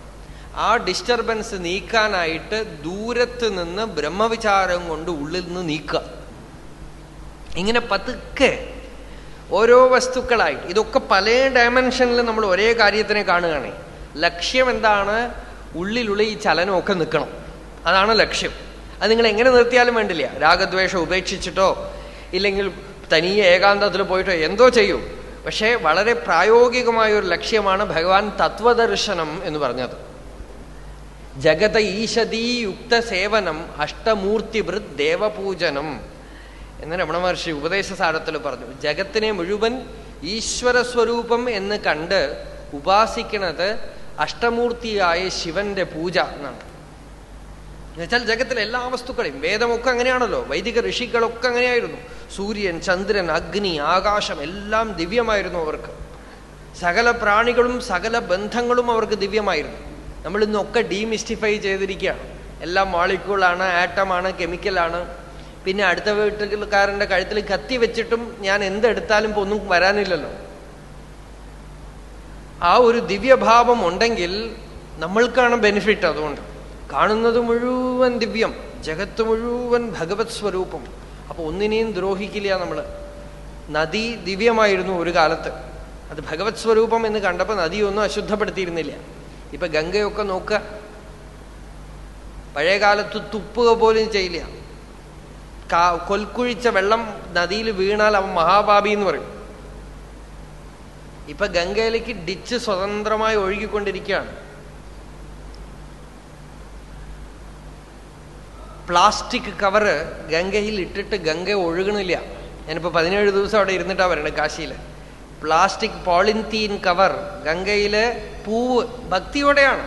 അതാണ് പറയുന്നത് മൂഢമായ ഭക്തി. പ്ലാസ്റ്റിക് കവർ പൂവിലിട്ടിട്ട് ഗംഗാമാതാക്കി ജയ് എന്ന് പറഞ്ഞിടും. അമ്മയെ അടിക്കണ പോലെയാണ്, സ്നേഹം കൊണ്ട് അമ്മയെ അടിക്കണ പോലെ. ഈ പോളിത്തീൻ കവർ അതിലിട്ടിട്ടിട്ട് ഗംഗ ഒഴുകണില്ല. അപ്പൊ അതൊക്കെ വേറെ വിഷയം. അപ്പോ അസത്തിനെ സദ്ബുദ്ധി കൊണ്ട് നീക്കുക. സത്ത് അസത്ത്, ജഡം ചൈതന്യം രണ്ടെണ്ണമുണ്ട്. ജഡം സ്വതന്ത്രമായി ഇല്ലാത്തതാണ്, ചൈതന്യം ആണ് എൻ്റെ ഉള്ളിൽ സദാ ഞാനുണ്ട് ഞാനുണ്ട് ഞാൻ ഞാൻ ഞാൻ ഞാൻ എന്ന് അനുഭവപ്പെടുന്ന ബോധം, പ്രജ്ഞ, കോൺഷ്യസ്നെസ്, അവെയർനെസ്. അത് സത്ത്. അത് ഒഴിച്ചു ബാക്കിയൊക്കെ അസത്ത്. അസത്ത് എന്ന് വെച്ചാൽ സ്വതന്ത്രമായി എക്സിസ്റ്റൻസ് ഇല്ലാത്തത് എന്നർത്ഥം. ഞാൻ ഉണ്ടെങ്കിലേ അതൊക്കെ ഉള്ളൂ. പരമപ്രകാശം ഈ ഞാൻ എന്നുള്ള അനുഭൂതി മണ്ഡലത്തിൽ അനുഭവപ്പെടുന്നു. ബാക്കിയൊക്കെ ദൃശ്യപ്രപഞ്ചമാണ്, അതൊന്നും വാസ്തവത്തിൽ ഇല്ലാത്തതാണ്. ഇത് രണ്ടും വിഷയം വിഷയി, ദൃക്ക് ദൃശ്യം, ഞാനും പ്രപഞ്ചവും, അഹം ഇതം, ഇത് രണ്ടും വേർപിരിച്ച് കാണുന്നവനെ തത്വദർശി എന്ന് ഭഗവാൻ പറഞ്ഞു. അവൻ ദുഃഖിക്കില്ല. അവന്റെ ശ്രദ്ധ എപ്പോഴും ഈ ഞാൻ ഉണ്ട് എന്നുള്ള അനുഭൂതിയിൽ ആഴ്ന്നിരിക്കും. അതിന് നമ്മള് തത്വദർശനം പരിശീലിക്കണം. തത്വം ദ്രഷ്ടും ശീലം എന്ന് പറഞ്ഞുവല്ലോ, ആ ശീലം വളർത്തണം. നല്ല സംഗീത കച്ചേരിയിൽ പാട്ട് ഒന്ന് നിർത്തി അടുത്ത പാട്ട് തുടങ്ങുന്നതിൻ്റെ നടുവിൽ ശ്രുതി കേൾക്കും. പിന്നെ പാടാൻ തുടങ്ങി നല്ലവണ്ണം ബ്ലെൻഡായാൽ ശ്രുതി കേൾക്കില്ല. പിന്നെ ഇടയിൽ പാട്ട് നിർത്തി അടുത്ത പാട്ട് തുടങ്ങുമ്പോൾ ശ്രുതി കേൾക്കും. ഇതുപോലെ നമ്മളുടെ ഉള്ളിൽ ചിത്തവൃത്തികൾ ഒന്ന് നിലച്ചാൽ ചിത്തവൃത്തികൾക്ക് പുറകിൽ ഈ ശ്രുതി, അഹമസ്മി എന്നുള്ള ശ്രുതി കേൾക്കും. നമ്മൾ ശ്രുതിയിൽ ശ്രദ്ധിച്ചാൽ പാട്ടിൽ ശ്രദ്ധിക്കില്ല. അതുപോലെ ഈ പ്രജ്ഞയിൽ ശ്രദ്ധ പതിഞ്ഞാൽ പിന്നെ ചിത്തവൃത്തികളിലോ ശരീരത്തിലോ ഒന്നും ശ്രദ്ധ പതിയില്ല. അതാണ് സത്തിലുള്ള ശ്രദ്ധ. അതാണ് സത്പ്രത്യയാഹ്കിംനു വിഹായസന്തം ഹൃദ്യേഷ ചിന്താരഹിതോ ഹൃദാഖ്യ കഥം സ്മരാമസ്തമമേയമേകം തസ്യ സ്മൃതി തത്ര ദൃഢൈവ നിഷ്ഠ എന്ന് രാവിലെ സദ്ദർശനത്തിൽ കണ്ടത്. സത്തിനെ കൂടാതെ സത്തുണ്ട് എന്നുള്ള അനുഭവം ഉണ്ടാവില്ലല്ലോ. എല്ലാവർക്കും ഞാനുണ്ട് എന്നുള്ള അനുഭവം ഉണ്ട്.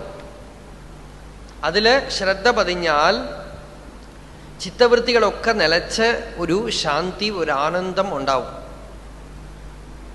ഇതിപ്പോ ഒന്നും വേണ്ട, എളുപ്പം. ഇപ്പൊ ഇന്ന് കേട്ടത് മുഴുവൻ മറന്നു കളഞ്ഞാലും ഈ ഒരു കാര്യം ഓർമ്മ വെച്ചാൽ മതി. ഒരു ശീലം ഉണ്ടാക്കിയെടുക്കാം. മനസ്സിപ്പോ പുറമേക്ക് പോയി പോയി ശീലമായിരിക്കുകയാണ്. മനസ്സ് സ്വയമേവ അകമേക്ക് വരില്ല. അങ്ങനെ വരുമ്പോഴേക്കും ഒരുപാട് ദുഃഖം അനുഭവിച്ചിട്ടേ വരുള്ളൂ. അപ്പോൾ നമ്മളായിട്ട് അതിനെ പതുക്കെ ഉള്ളിലേക്ക് തിരിച്ച് തിരിച്ച് തിരിച്ച് തിരിച്ച് ഒരു ശീലം ഉണ്ടാക്കുക. ഉള്ളിലേക്ക് തിരിക്കാന്ന് വെച്ചാൽ എന്താ അർത്ഥം? ഓരോ ചിത്തവൃത്തികൾ വരുമ്പോഴും ഓരോ വികാരം വരുമ്പോഴും വളരെ ജാഗ്രതയോടുകൂടെ ഈ വികാരം ആർക്കു വരണു എന്ന് നോക്കാം. വികാരത്തിന്റെ കണ്ടന്റ് നോക്കരുത്. നല്ല വികാരമാണോ, ചീത്ത വികാരമാണോ, ഇത് കോപമാണോ, സ്നേഹമാണോ ഒന്നും നോക്കരുത്. എല്ലാം ഒരുപോലെ തന്നെ. എന്ത് വികാരം വരുമ്പോഴും ഈ വികാരം ആർക്ക് വരണു? ഉടനെ എന്തായിരിക്കും ഫീലിംഗ്? എനിക്ക് വരണു, അല്ലേ? എനിക്ക് വരണു എന്ന് തോന്നിയാൽ ഉടനെ ഈ ഞാൻ ആര്? ഈ ഞാൻ എന്ന് പറയണത് എന്താണ്? ശ്രദ്ധ ഈ ഞാൻ എന്നുള്ളതിലേക്ക് തിരിഞ്ഞാൽ ഈ വികാരം എന്നുള്ളത് അസത്ത്. അസത്തിനെ ശ്രദ്ധിച്ചിട്ട് കാര്യമില്ല. അതിനെ ഒരു വിധത്തിലും പരിഹാരം കണ്ടെത്തിയിട്ടും കാര്യമില്ല. പരിഹാരമേ കണ്ടെത്തേണ്ട ആവശ്യമില്ല. അതിനെ ഉപേക്ഷിക്കാം. ഉപേക്ഷയാണ് പരിഹാരം.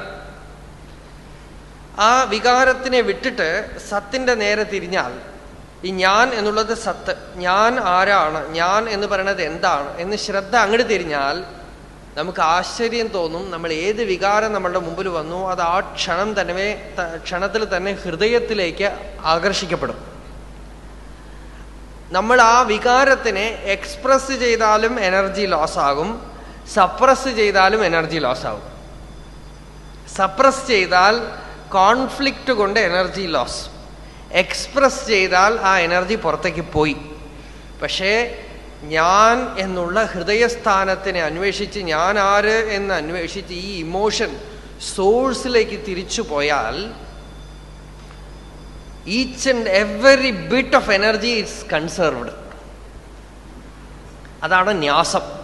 അഗ്നിർമേ വാച ശ്രിതഃ വാഗ് ഹൃദയേ ഹൃദയം മയി അഹമൃതേ അമൃതം ബ്രഹ്മണി. ഈ ന്യാസമേ അതാണ്. വരുന്ന വികാരങ്ങളെയൊക്കെ ഹൃദയത്തിൽ ഹോമിക്കുന്നു.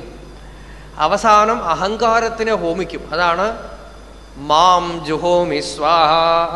ഞാൻ എന്നെ തന്നെ ഹോമിക്കുന്നു ഹൃദയത്തിൽ. ഇതൊന്നും സാധാരണ പ്രഭാഷണത്തിൽ പറയാത്ത കാര്യങ്ങളാണ്. പൊക്കെ പെട്ടി പൊളിക്കുക. അറിയണവരെ അറിഞ്ഞോളാം, അല്ലെങ്കിൽ കുഴപ്പമൊന്നുമില്ല. അറിഞ്ഞിട്ടില്ലെങ്കിൽ ദൂഷ്യമൊന്നും വരാനില്ല. അറിഞ്ഞാൽ വലിയ ഗുണമുണ്ടാവും. ഇതെല്ലാവരെ കൊണ്ട് സാധ്യമല്ല. ഭഗവാൻ പിന്നെ പറയിപ്പിക്കണമെന്ന് വെച്ചാൽ ആർക്കെങ്കിലും ഗുണം ഉണ്ടാവണ്ടായിരിക്കും, അതുകൊണ്ട് പറയിപ്പിക്കണം, അത്രയേ ഉള്ളൂ. അപ്പോ ഇതാണ് ഈ ഹൃദയവിദ്യ, സദ്വിദ്യ. സദ്വിദ്യ അസത്തിൽ നിന്ന് സത്തിലേക്ക് തിരിയുന്നത്. ഇത് അറിയുന്നവരാണ് തത്വദർശികൾ എന്ന് ഭഗവാൻ പറഞ്ഞു. അസത്തിന് ഭാവമില്ല, അതുകൊണ്ട് അസത്തിനോട് ശണ്ട കൂടേണ്ട ആവശ്യമേ ഇല്ല. മനസ്സിനോട് ശണ്ട കൂടി ആർക്കും ജയിക്കാൻ പറ്റില്ല. അതുകൊണ്ടാണ് ബാലിയെ ഭഗവാൻ ഒളിഞ്ഞു നിന്ന് കൊന്നത്. ഈ ബാലി അസത്താണ്, മനസ്സാണ്. അത് സുഗ്രീവനാവുന്ന ജീവനെ ഒരുപാട് ദുഃഖിപ്പിച്ചു. സുഗ്രീവനാവുന്ന ജീവനെ ഈ ബാലിയാവുന്ന മനസ്സ് ഒരുപാട് ദുഃഖിപ്പിച്ചു. പോകുന്നിടത്തൊക്കെ വിരട്ടി വിരട്ടി വിഷമിപ്പിക്കും. എന്നാ ആ ബാലിയെ നേരിട്ട് നിന്ന് ആർക്കും കൊല്ലാൻ പറ്റില്ല. ഈശ്വര ദർശനം ഉണ്ടാവുമ്പോഴേ ബാലി ചാവുള്ളൂ. ഈ മനസ്സ് എപ്പോൾ ചാവും? ഈശ്വര ദർശനം ഉണ്ടാവുമ്പോൾ, ആത്മസാക്ഷാത്കാരം ഉണ്ടാവുമ്പോൾ. പക്ഷെ അതുവരെ ഇയാളെ എങ്ങനെയെങ്കിലും ഇയാളിൽ നിന്ന് രക്ഷപ്പെടണമല്ലോ. അതിനെന്താ വഴി? ഇപ്പൊ ബാലി ഉപദ്രവിക്കാത്തൊരു സ്ഥാനമാണ് ഋഷ്യമുഖാചലം, ഹനുമാന്റെ സമ്പർക്കം. ഋഷ്യമുഖാചലം എന്ന് വെച്ചാൽ ഋഷികളുടെ വാണി, സത്സംഗം നടക്കുന്ന സ്ഥലം നടത്തും. അവിടെ മാത്രമേ അയാൾ വരില്ല. അവിടെ ഭാഗവതോത്തമനായ ഹനുമാന്റെ സമ്പർക്കത്തിൽ ഇരുന്നു. പക്ഷെ അത് ശാശ്വതമായ പരിഹാരമല്ല. ഈശ്വര ദർശനം വരെ അവിടെ ഇരുന്ന് കഴിച്ചുകൂട്ടി. പുറത്തു പോയാൽ ഇയാൾ പിടിക്കും. നമ്മളെ സത്സംഗത്തിൽ നിന്ന് പുറത്തു പോയാൽ നിൽക്കുന്നുണ്ടാവും നമ്മളുടെ ബാലി. ഓരോരുത്തർക്കും അവരവരുടേതായ അപ്പോയിന്റഡ് ബാലി ഉണ്ടാവും ഓടിച്ചിട്ട് പിടിക്കാനായിട്ട്. അപ്പൊ സത്സംഗത്തിൽ ഇരിക്കുമ്പോൾ അയാൾ തൽക്കാലത്തേക്ക് മാറി നിൽക്കും. സത്സംഗം കണ്ടിന്യൂസ് ആയിട്ട് ഉണ്ടായിക്കൊണ്ടിരുന്നാൽ അവസാനം ഈശ്വരനുമായിട്ട് സമ്പർക്കം ഏർപ്പെടും. ഈശ്വരൻ എന്ത് ചെയ്യും? ഈ മനസ്സിനെ മറഞ്ഞു നിന്ന് കൊല്ലും. മറഞ്ഞു നിന്നേ കൊല്ലാൻ പറ്റുള്ളൂ. നേരിട്ട് അതിനെ അറ്റാക്ക് ചെയ്യാൻ പറ്റില്ല. കാരണം എന്താ? അത് അസത്താണേ. നേരിട്ട് നിന്നാൽ അത് മറഞ്ഞു പോകും. നേരിട്ട് വന്നാൽ അത് ഉണ്ടാവില്ല. മനസ്സ് എവിടെയെന്ന് അന്വേഷിച്ചാൽ മനസ്സില്ല. ശ്രദ്ധിച്ചിട്ടുണ്ടോ? മാനസം തുകിം മാർഗണേ കൃതേ നൈവ മാനസം മാർഗ ആർജവാത്. മനസ്സ് വിഷമിക്കണു. മനസ്സ് എവിടെ? അന്വേഷിച്ചാൽ മനസ്സ് കാണാനില്ല. അപ്പൊ അന്വേഷിക്കാൻ പോയാൽ പിടികിട്ടില്ല. അപ്പൊ എന്ത് വേണം? ജാഗ്രതയോടെയും ഇരിക്കണം, അജാഗ്രതയോടെയും ഇരിക്കണം. അജാഗ്രതയോടെ ഇരിക്കുമ്പോൾ വികാരം പൊന്തും. പെട്ടെന്ന് ജാഗ്രതയോടെ വന്ന് ആ വികാരത്തിനെ ഇല്ലാതാക്കണം. അതാർക്ക് വരണോ എന്ന് ചോദിച്ചു.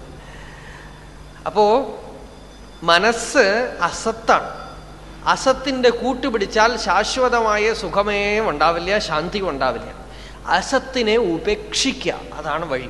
ഉപേക്ഷിക്കാന്ന് വെച്ചാലോ ഇഗ്നോർ ഇറ്റ്. മഹർഷി ഒരിടത്ത് പറഞ്ഞു, how to do away with the mind എന്ന് ചോദിച്ചു. അതിന് മഹർഷി പറഞ്ഞ ഉത്തരം, scorch it by ignoring it എന്നാണ്. ഉപേക്ഷ, മനസ്സിൽ വരുന്ന വികാരങ്ങൾ, ഇമോഷൻസ്, അതിന് നമ്മൾ ബലം കൊടുക്കാൻ പാടില്ല. നമ്മളതിനെ ശ്രദ്ധിക്കും തോറും അതിന് ബലം കൊടുക്കും. മാറി നിന്ന് കാണുക. ശ്രദ്ധയെ മനസ്സിലിടരുത്, ശ്രദ്ധയെ ആത്മാവിലിടുക. ശ്രദ്ധിക്കുന്നവനിലേക്ക് തിരിക്കുക. ആർക്കാണ് ഇത് വരുന്നത്? എനിക്ക്. ഈ ഞാൻ ആര്? മഹാത്മാക്കളുടെ കൂടെ ഇരിക്കുമ്പോൾ അത്ഭുതമായി അവർ നമ്മളെ സഹായിക്കും ഈ കാര്യത്തിലൊക്കെ. അണ്ണാമലൈ സ്വാമികൾ എന്ന് പറഞ്ഞ് മഹർഷിയുടെ കൂടെ ഉണ്ടായിരുന്ന ഒരു സ്വാമി, എനിക്ക് അദ്ദേഹത്തിനെ കുറിച്ച് പരിചയം ഉണ്ടായിരുന്നു. അദ്ദേഹം ഒരിക്കൽ പറഞ്ഞു, മഹർഷിയുടെ കൂടെ ഇരിക്കുമ്പോൾ ഒരു ദിവസം പ്രബലമായി എന്തോ ചീത്ത വികാരം മനസ്സിലുണ്ടായി. അതിനെ എന്ത് ചെയ്യണമെന്നറിയാതെ ഇങ്ങനെ പടഞ്ഞുകൊണ്ടിരിക്കുമ്പോൾ മഹർഷി വരണത്. നല്ല നട്ടുച്ച വെയിലാണ്.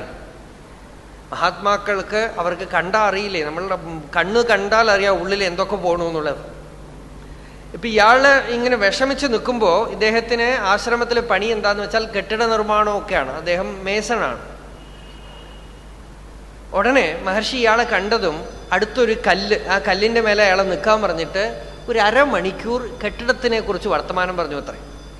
കാല് പൊള്ളി തല പൊള്ളി ചുട്ടിട്ട് ആ അരമണിക്കൂർ നേരത്തെ ഈ വികാരം എവിടെ പോയി നേർന്നില്ല. ആ ചൂടിന്റെ ഇടയിൽ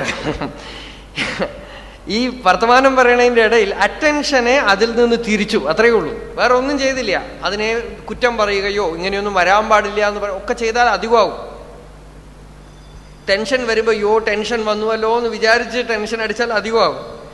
ശ്രദ്ധയെ അതിൽ നിന്ന് അങ്ങോട്ട് തിരിച്ചാൽ, നമ്മൾ ശ്രദ്ധിച്ചാൽ അതിന് ബലം കൊടുക്കും.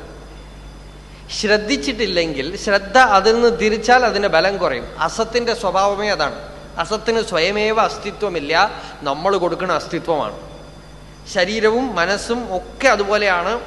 അതിനെ ശ്രദ്ധയെ ആത്മാവിൽ സത്തിൽ വെച്ച് അസത്തിനെ അത് ഉള്ളത്തോളം കാലം ഇരുന്നിട്ട് പോട്ടെ എന്ന് വിടുക. അങ്ങനെ വിട്ടാൽ അത് തനിയെ നമ്മളെ വിട്ടുപോകും. അതിലെത്ര കണ്ട് നമ്മളുടെ ശ്രദ്ധ പതിയുന്നു അത്ര കണ്ട് അത് ബലപ്പെട്ട് വന്നുകൊണ്ടേയിരിക്കും. ഇതാണ് സീക്രട്ട്. ശ്രദ്ധ സത്തില്, ഈശ്വര ഭജനത്തിൽ. ഇപ്പൊ ഞാൻ ആത്മവിചാരം എന്നൊക്കെ പറഞ്ഞല്ലോ, അത് സാധിച്ചിട്ടില്ലെങ്കിൽ ഭഗവത് ഭജനത്തിൽ നമ്മളുടെ മനസ്സിനെ നിയന്ത്രിക്കലും ശരീരത്തിനെ നിയന്ത്രിക്കലും ഒക്കെ ഭഗവാൻ വിട്ടുകൊടുക്കുക. ഭഗവാനെ അങ്ങ് എന്ത് വേണമെങ്കിൽ ചെയ്തോളൂ, ഇതാ ശരണാഗതി. ഈ അസത്തുമായിട്ടുള്ള ഇടപാട് നമുക്ക് വേണ്ട. സത്തായിട്ടുള്ള സർവേശ്വരനെ പിടിച്ചുകൊള്ളുക, അസത്തിനെ ഭഗവാൻ അർപ്പിക്കുക, അർപ്പിച്ചിട്ട് സ്വതന്ത്രമായിട്ടിരിക്കുക. യാതൊരു ചുമതലയും നമുക്കില്ല, ചുമതലയൊന്നും ഏറ്റെടുക്കരുത്. അസത്തിനോട് ശണ്ട കൂടാൻ പോയാൽ നിഴലിനോട് ഗുസ്തി പിടിക്കണ പോലെയാണ്, ജയിക്കുകയില്ല, അത് തളരുമില്ല, കാരണം അത് ഇല്ലാത്തതാണ്. അപ്പോൾ ഉള്ള വസ്തുവായ സർവേശ്വരനെ ഗ്രഹിച്ചിട്ട് ഇല്ലാത്ത വസ്തുവായ ജഡപദാർത്ഥങ്ങളെ സൗകര്യത്തിനനുസരിച്ച് കൈകാര്യം ചെയ്തോളുക. ഇതാണ് തത്വദർശികളൊക്കെ ചെയ്തിട്ടുള്ളത്. അസത്തിനെ അവർ ഉപേക്ഷിച്ചുമില്ല, അസത്തിനെ സത്തെന്ന് ഗ്രഹിച്ചുമില്ല, അസത്തിനെ ആവശ്യത്തിനനുസരിച്ച് ഉപയോഗിച്ചു. പക്ഷെ ശ്രദ്ധയെ സദാ ഈശ്വരനിൽ വെച്ചുകൊണ്ടിരുന്നു. ഇതറിഞ്ഞവർ തത്വദർശികൾ. ഇന്നത്തെ പ്രഭാഷണം ആർക്കെങ്കിലും മനസ്സിലായിട്ടുണ്ടെങ്കിൽ നല്ലത്, മനസ്സിലായിട്ടില്ലെങ്കിൽ കുഴപ്പമൊന്നുമില്ല. നാരായണത്ത് ഭ്രാന്തൻ പറഞ്ഞ പോലെ മനസ്സിലായില്ല മനസ്സിലായില്ല എന്ന് പറഞ്ഞു തോന്നുന്നു 4 ദിവസം മുമ്പ് ഇല്ലേ. നാരായണത്ത് ഭ്രാന്തൻ പറയും അത്രേ, മനസ്സിലായില്ല മനസ്സിലായില്ല എന്ന്. കുറച്ച് കഴിഞ്ഞപ്പോൾ മനസ്സിലായി മനസ്സിലായി. എന്താ ഭ്രാന്തരെ ഇപ്പൊ മനസ്സിലാവില്ല എന്ന് മനസ്സിലായി എന്ന് പറഞ്ഞു അത്രേ. അപ്പോ ഈ വസ്തുക്കൾ ഇതൊക്കെ നമ്മളുടെ ഉള്ളിൽ ഹൃദയത്തിലേക്കൊക്കെ എവിടെയോ പ്രവേശിച്ചിരിക്കും, എവിടെയെങ്കിലും ഒരു കാലത്ത് ഉപയോഗപ്പെടും. നമുക്ക് തന്നെ അറിയാതെ നമ്മളുടെ ബോധമണ്ഡലത്തിൽ പ്രത്യക്ഷപ്പെടും. നമ്മൾ തന്നെ ആശ്ചര്യപ്പെടും, ഈ അറിവൊക്കെ എനിക്ക് എവിടുന്ന് വന്നു, എപ്പോഴോ ഉള്ളിൽ കയറിയതാണ്, നമ്മളെ അറിയാതെ കയറിയതാണ്. പാലക്കാട് വിജ്ഞാനരമണീയത്തിൽ ആശ്രമത്തിൽ 13 വർഷമായിട്ട് പ്രഭാഷണം നടക്കുന്നുണ്ട്. ശുദ്ധമായ വേദാന്ത വിഷയമാണ്. അപ്പോൾ 2 കുട്ടികൾ എപ്പോഴും മുമ്പിൽ വന്ന് സുഖമായിട്ട് ഉറങ്ങും. എപ്പോഴും വരും കുട്ടികൾ, അവരുടെ അമ്മയുടെ മടിയിൽ കിടന്ന് ഉറങ്ങും. പക്ഷെ എന്നിട്ടും പലതും അവർ ഗ്രഹിച്ചു വെച്ചിട്ടുണ്ട്. ഒരു ദിവസം അമ്മ എന്തിനോ ചീത്ത പറഞ്ഞു കുട്ടിയെ. ചീത്ത പറഞ്ഞപ്പോൾ അമ്മയെ പിടിച്ചു നിർത്തിയിട്ട്, ഈ ചീത്ത പറയണ നീ ആരാണ് ചോദിച്ചു. ആ നീ ആരാണെന്ന് നോക്കാതെയാണ് ഇങ്ങനെ ദേഷ്യപ്പെട്ടതെന്ന്.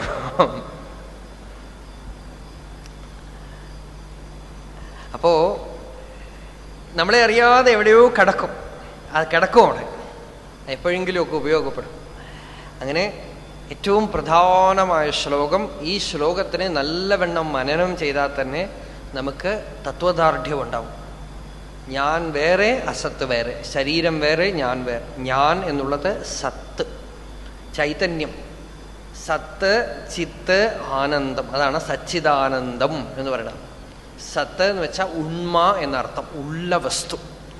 ഉള്ള വസ്തു ഞാൻ എന്നുള്ളത് മാത്രം, നമുക്ക് അനുഭവമുള്ളത് അത് മാത്രം, ബാക്കിയുള്ളതൊന്നും അനുഭവമല്ല, പ്രതീതി, ഇന്ദ്രിയവേദ്യം.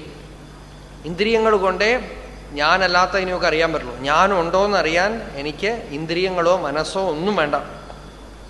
ഞാനുള്ളത് കൊണ്ട് മനസ്സും ഇന്ദ്രിയങ്ങളും ഒക്കെ പ്രവർത്തിക്കണം.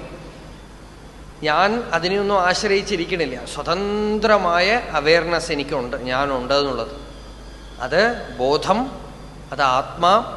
ശ്രദ്ധയെ അതിൽ പതിപ്പിക്കുക, ഇതാണ് ഉത്തമ ധ്യാനം. ധ്യാനത്തിൻ്റെ ഒക്കെ സ്വരൂപം അതാണ്. ഞാൻ എന്താണ്, ഞാൻ ആരാണ്. ഈ ഒരു ശ്ലോകത്തോടെ നമ്മൾ ഇന്ന് നിർത്താം. നാളെ കുറേ ശ്ലോകങ്ങൾ, ബേസിക് ഫൗണ്ടേഷൻ ഇട്ട് കഴിഞ്ഞാൽ പിന്നെ കുറച്ചധികം പറഞ്ഞു പോയാൽ കുഴപ്പമില്ല.